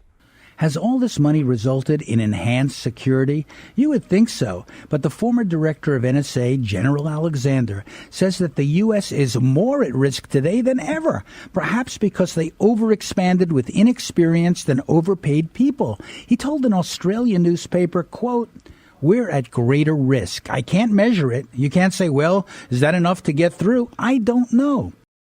If he doesn't know, who does? His solution, more spying. With so many people on the payroll, it's hard to control everyone. Staff members are not encouraged to think independently. The NSA has to keep track of them as well as the people they are spying on. Compounding the problem, NSA has outsourced, in effect privatized, so many of its programs, reports James Bamford, who writes about NSA. Quote, "The Snowden case demonstrates the potential risks involved when a nation turns its spying and eavesdropping over to companies with lax security and inadequate personnel policies." In any other country, the spying issue would be relegated to politics and the law, but in America, it has been embraced by popular culture, turning Snowden into a celebrity, with his face on buses, comic books, and now action figures. Already, there are 2 Hollywood movies planned about his escapades. More ominous than the risks whistleblowers face are what's happened to the many victims of covert U.S. foreign policies, whose fate has often been buried in secret documents that no one ever sees. That's why this National Security Archive exists, a not-for-profit library of formerly secret documents that details the hidden history of U.S. covert policy. Archive Director Tom Blanton showed us around their facility at George Washington University, just a few miles from the offices of the officials who initially kept these documents from being seen. We sat down in a room packed with boxes of formerly secret files. We've been doing this for almost 30 years, and these are the documents that are still in paper form. Now, almost everything we get, we get it digitally or we convert it to digital as soon as it comes in the door. So this is the real underlying documentation of scandals that most Americans don't even remember. Well, every few years, you know, the meteor hits the Yucatan or a window pops open of scandal, and then people go, wow, really? That's what you see back there? That's what's happening right now with Edward Snowden. It's sort of like the curtain came up and we were, really? Is that what's going on back there? Snowden's courage in releasing these documents has introduced maybe a whole new generation, perhaps through the mass media, the American people, once again, to what their government is doing in their name. I think the real impact of those Snowden revelations was to show a series of lies by the government. I mean, if you went through the Church Committee investigations or Iran-Contra, you're used to the fact that the government can routinely lie. But I think on this surveillance stuff, to have the head of national intelligence look into the camera and say, no, sir, we're not collecting data on millions of Americans. 2 months later, it turns out he's lying through his teeth. If the American people really knew and understood what was going on, they wouldn't support it. That's an open question, because the main thing the American people seem not to support of all this surveillance was just the hoovering up of all the phone calls, the big metadata collection system where every phone call for the last 5 to 8 years sits to, from, date, time, length, sits in a set of computers out at Fort Meade, Maryland. The other parts of the surveillance state, though, it seems like the American people do support or would support if it's targeted directly at keeping them safe. And I think that was the objection to the phone call program that Snowden revealed, because not only was it scooping up everything, it had no connection at all to really fighting terrorism. You know, at the same time, we've lived in a society, and incidents like 9/11, of course, have contributed to this, that's very fearful, that's kept on the edge of, paranoia. There's always an enemy out there that's after us, that's coming after us. And many Americans are, because of that, willing to justify or finance or support efforts that actually undercut their own freedom. Well, I think Americans got to keep asking the question, are we safer in the dark? And about these surveillance programs, we were not safer in the dark. In fact, we weren't being protected from terrorism, and the government was rapidly expanding its power and collecting everything it could. We were also shown documents the archive now has online. They received tens of thousands of requests from researchers and the public for documents and reports. They have had up to 3 million independent views. So we've been collecting all the documents published by anybody from the Edward Snowden leaks. So the Washington Post, Guardian, everybody, Glenn Greenwald, all the folks publishing, putting them together with the historical documents about the wiretap controversies, about the previous debates, and then publishing them. So we've done the first collection. This is about... We can now add the National Security Archive to the other insider threats the government faces. As investigative reporters, they were once outsiders, but now they have moved inside a prestigious university to ensure that the revelations of whistleblowers become a legitimate part of history and not so easy to whitewash or forget. Today in America, nearly 5 million people have security clearances. Nearly 1 million have access to top-secret documents. It's a big industry that seems to be getting bigger every day, and yet parts of that industry are pushing back. They are already pressing the government to disclose way more about how many times the government asks them for data, how much data they have to give over, what are the restrictions on them. We know a ton more about those transactions today after Snowden, not because Snowden leaked them, but because the companies are pushing back against the government. The insider threat is not new or likely to disappear. Edward Snowden was not the first, nor will he be the last. And there's more to come from the documents Snowden made off with, including the names of people NSA has spied on. Even as some establishment journalists turn on Glenn Greenwald and Edward Snowden, former whistleblowers like Daniel Ellsberg, the one-time Vietnam military officer who leaked the Pentagon Papers, rush to their defense. Well, I think he did a great benefit to this country by letting us know what the National Security Agency, the NSA, is doing for the president under both administrations, namely intervening in the privacy of every communication of every American who has an electronic device. It's very hard to imagine a democracy really surviving long with the government having that kind of ability to blackmail any given person.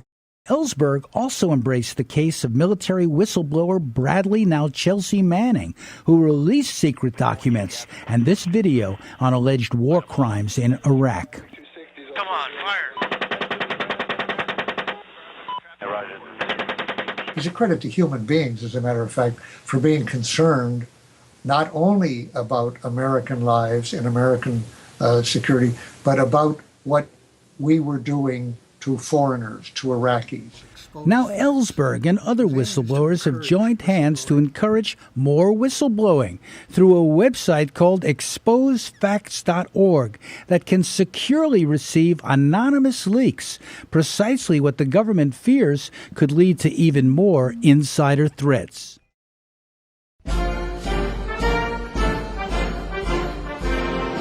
Welcome to 1600 Pennsylvania Avenue, one seat of world power.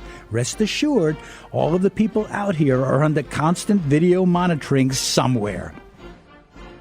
You know, it's sunny, it's hot here outside the White House, but it's hard to get people to tell you how they feel about the spying that's going on. Some may be afraid to speak. Others say, I can't tell you anything because I'm on vacation, so I can't think about it while I'm on vacation. Others were much more clear about their opposition to NSA spying.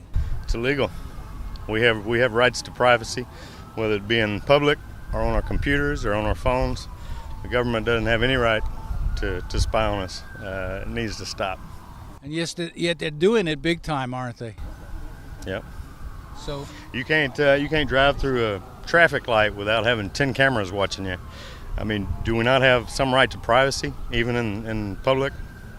I think we do. I think our government's gone way left and way socialist. I don't feel good about this. You know, there's a joke now that says the chancellor changed just her number of telephone. So no, but without joke, it is not a good thing. One should know who are your friends, and one should know who are not your friends. We're trying to get some people's reaction to the scandal about the NSA spying on people, if you're worried about it, concerned about it. Well, if you're not doing anything wrong, you should have nothing to hide. Do I mind if they listen in on my conversations?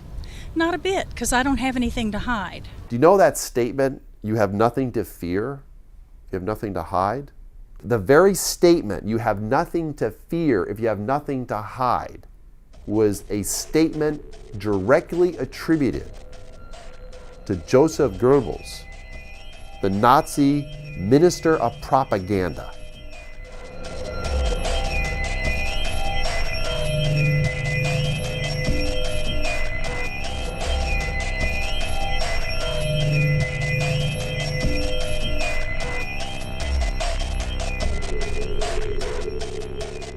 The reality of America's surveillance state cannot be denied.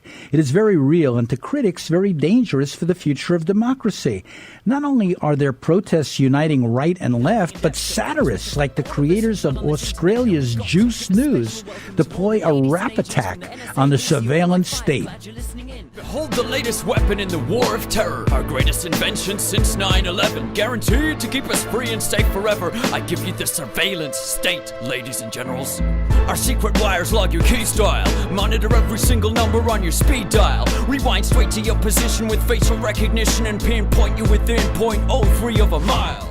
While some citizens fight back against more encroachments on privacy, the NSA and its backers in the White House, Congress, and the courts are expanding their own reach, now monitoring literally trillions of messages and even using state-of-the-art facial recognition software. NSA is also building facilities to store its data, like this top-secret $1.7 billion storage center in Utah, the size of 17 football fields. It will store yottabytes, the equivalent of 500 quintillion pages of text. The war on terror seems almost self-perpetuating, along with its insatiable need for endless surveillance, even as the surveillance state is being challenged as never before. There is a political battle over the future of NSA spying, with tactics escalating on all sides. In fact, mass U.S. surveillance goes back to our war on the Philippines in 1901, when it was used to identify critics and rebels. It had a strong racial component then, and critics say it still does, especially in spying on the Muslim community, even as that seems to have abated somewhat. The surveillance program was created 18 months after the 9/11 terror attacks. Its mission to have undercover police officers collect information about Muslim and Middle Eastern communities, eavesdropping on mosques, businesses, and restaurants. While supporters argued it was a necessary anti-terror strategy, the program created under the watch of former Police Commissioner Ray Kelly outraged many Muslims who believed it was a violation of civil rights. What can stop the surveillance state? What about the courts? Adam Liptak covers the Supreme Court for the New York Times. The press had some great victories in the 60s and 70s, and that's basically in decline. And after 9/11, and with concerns about national security, the landscape for press freedom is not great, the legal landscape. So what can journalists do here? If they're trying to get information legitimately, the government doesn't want them to have it. That's a confrontation or a challenge. What do they do? Well, journalists can be tough and be brave and seek out information and publish it, and unfortunately sometimes face the consequences.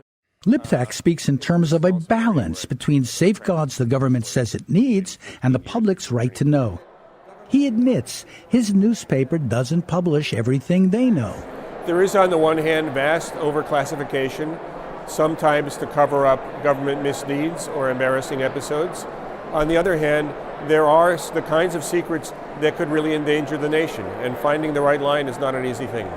But I mean, the New York Times published the Pentagon Papers. The New York Times is publishing, quote, the Snowden Papers. Does that make you proud, or do you have concerns about that?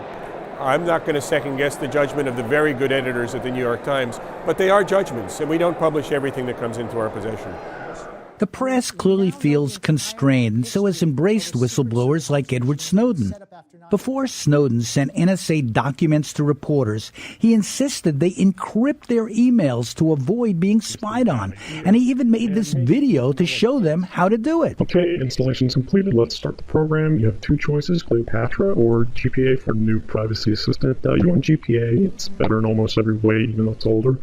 This is the interface. Your keys. First thing you need to do as a new user is go to Preferences and click Advanced Mode. If you don't click this, and it's not enabled by default, you won't be able to choose your key length. You want a key that is stronger than the default length. Andy Greenberg of Wired magazine says more and more reporters are encrypting for fear they're being spied on. The thing that's often lost as we discuss the NSA's really incredible surveillance abilities is that they're not unlimited. There are ways to evade the NSA surveillance. As Snowden himself said, crypto works. Encryption software can prevent the government, the NSA, from spying on your communications. And so I think that that's created this new renaissance in encryption tools and anonymity programs that can actually mask or hide or create a kind of bubble of privacy around your activities online. That still exists even in today's world of massive surveillance. Crypto may have helped, but it was Snowden's bold acts that captured media attention. He was at the time only 29, a high school dropout, ending up in a $122,000 a year job. He called himself Virex, Latin for truth teller, after using the code name True Hoo-Ha.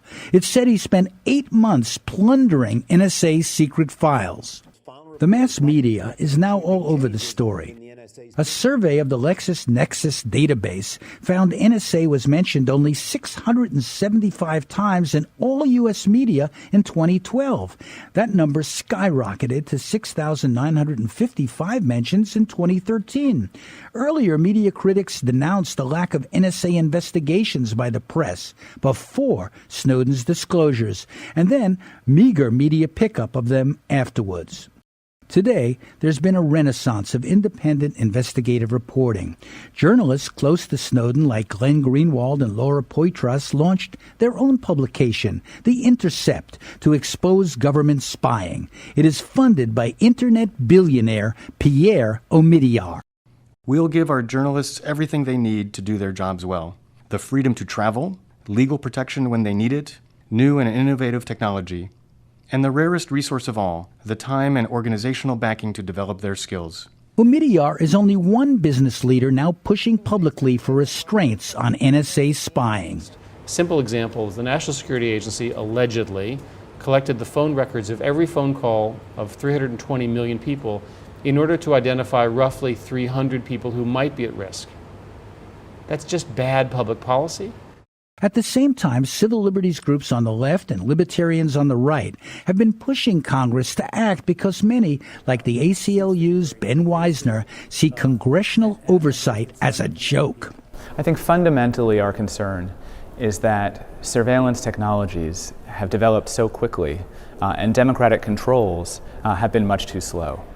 So that's true basically in our laws that protect our privacy from surveillance, but it's also true in our oversight. I think that what we learned from the Snowden revelations is that those parts of our democracy that are supposed to do oversight over the executive branch have failed miserably.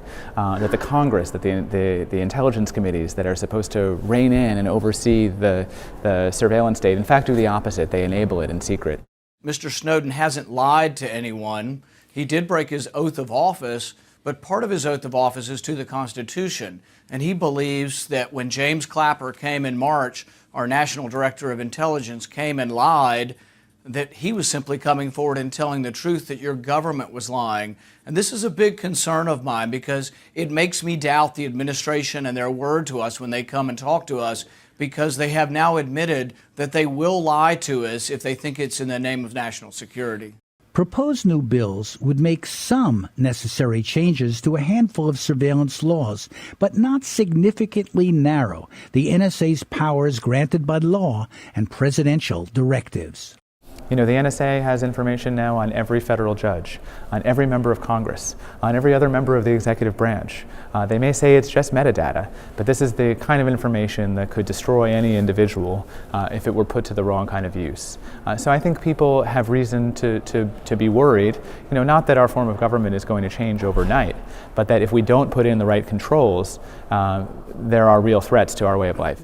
While government spying is what's being debated now, private spying is also threatening. There are private companies gathering information about the political and protest activities of Americans on the streets of American neighborhoods across the country, and there's virtually no regulation of that activity.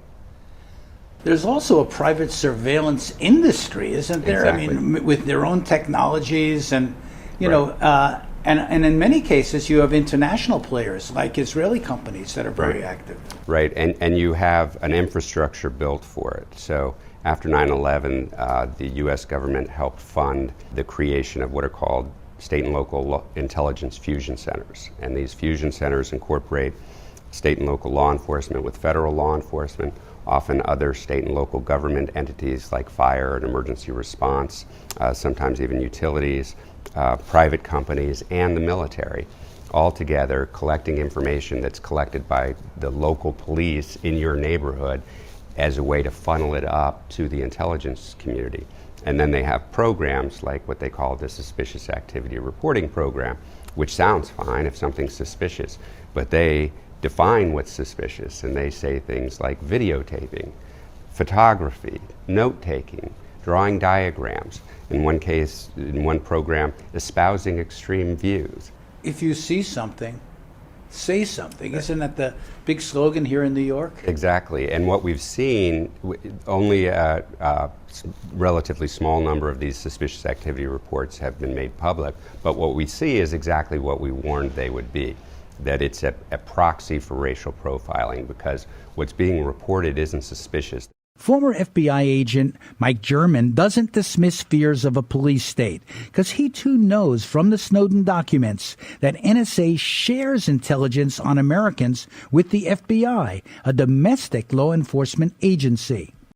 Because of my political websites, I was visited by the FBI, the United States Marshals, the Secret Service, the Department of Homeland Security, the United States Air Force, and some other people that I don't even know. And not always, sometimes they just approached me and wanted to know,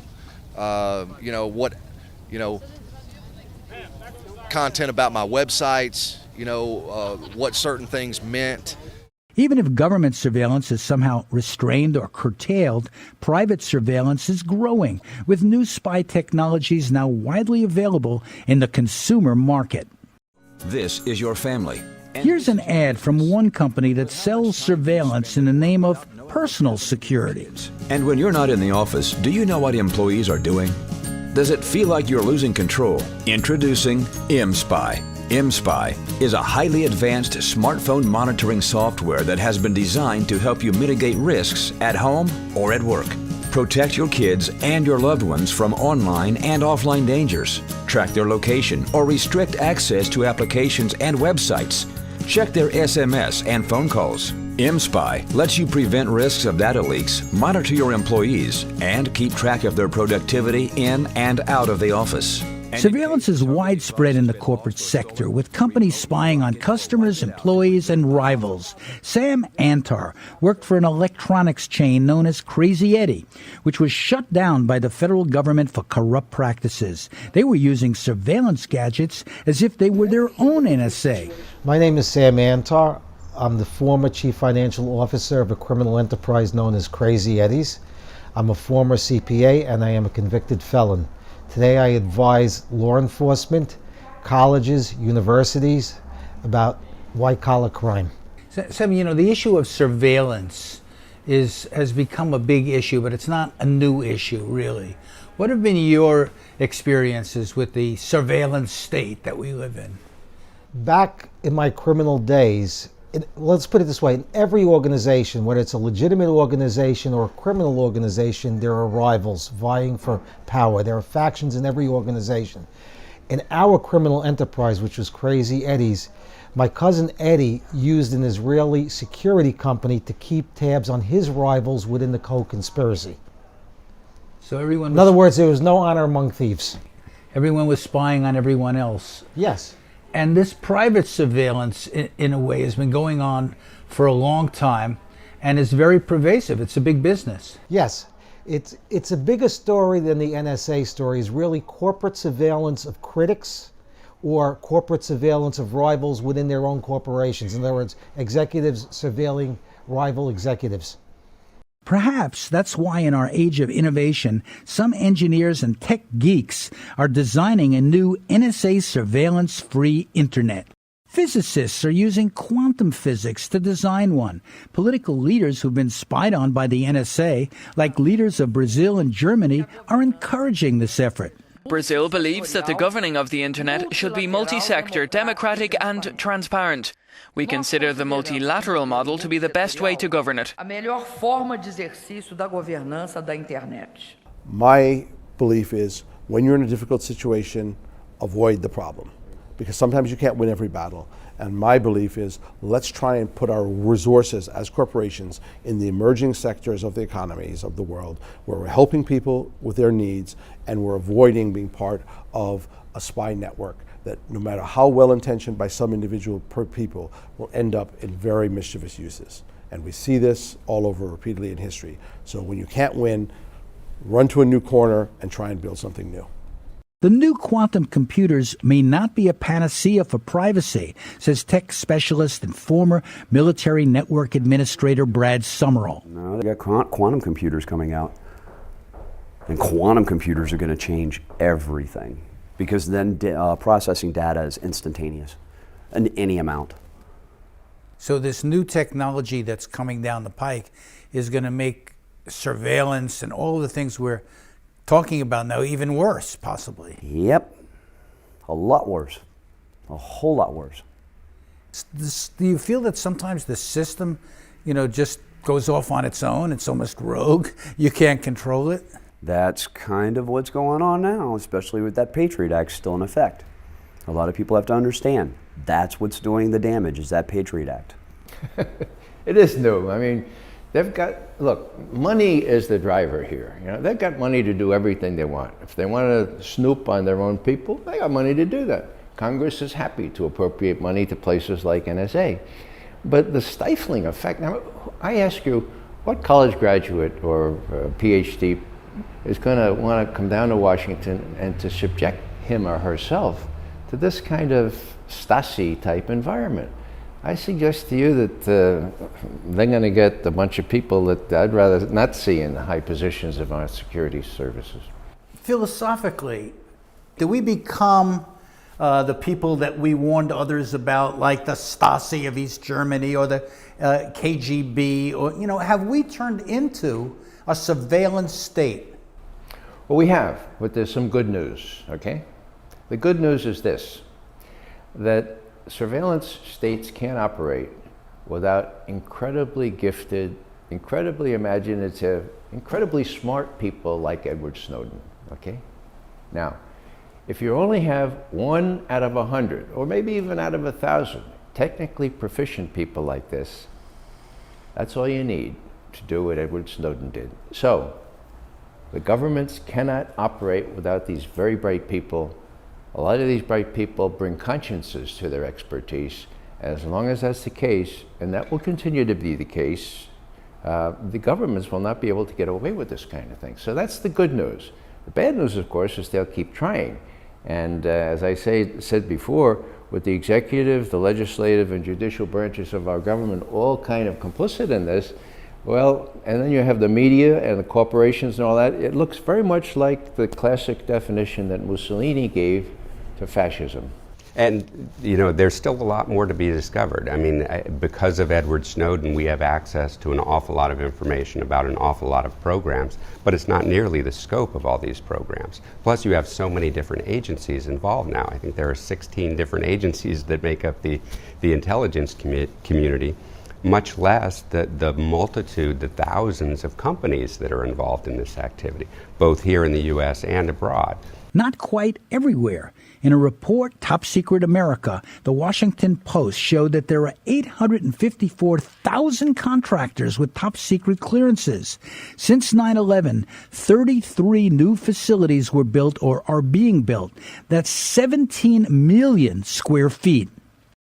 The bottom line seems to be that everyone is in the game as a very profitable surveillance industry expands beyond the limits of government and beyond the borders of countries. It's not a left-wing issue. It's not a right-wing issue per se. It goes on everywhere in this world. People want to know about what they don't know about. And spy agencies play to that. Yes. NSA whistleblowers are hoping the public will get more engaged. What lessons can we learn from this whole sad saga, if you will, of an agency that seems to have gone rogue but has gotten more money and more legitimacy as it goes along? What's in the future for America if this continues at this level? A police state. That's what we're talking about. Right now, I think we're at the very beginnings of what I call police state light, because the police state tries to hide what they're doing. They're very covert about their police state activities, and they deny it, and they're lying about the fact that they do content. What right do we have as a country to engage in mass surveillance of other nation states? We don't. Remember, the sovereign rights that are granted all human beings extends beyond just the fact that you're an American citizen. That's all human beings. There is this American exceptionalism. Somehow we're immune from history. I don't think so. All empires have ended up in the dustbin of history. But see, all empires, when they realize that they, or subconsciously realize they could end up in the dustbins of history, tend to project, they tend to compensate. And guess what they do? They increasingly militarize themselves. And that's precisely what is happening in this country. Let's give the last word to NSA whistleblower Edward Snowden, whose daring disclosures have forced us all to reflect on the dangers of a total surveillance society and turned the American surveillance state into a political battleground. To conclude, I'd like to remind you that even if these state surveillance programs were perfect, even if they were never abused, and even if the oversight failures that are all too common today were fixed, these programs have never been shown to be uniquely valuable in keeping us safe. And again, you don't have to take my word for it. 2 independent White House panels with complete access to classified information found that these programs had never stopped a single imminent terrorist attack in the United States. So I would argue, I would submit to you that when all 3 branches of government agree that these programs must end, it seems clear to me that they're not a legitimate defense of our freedoms, but they are in fact a clear and present danger to both them and our way of life as Americans.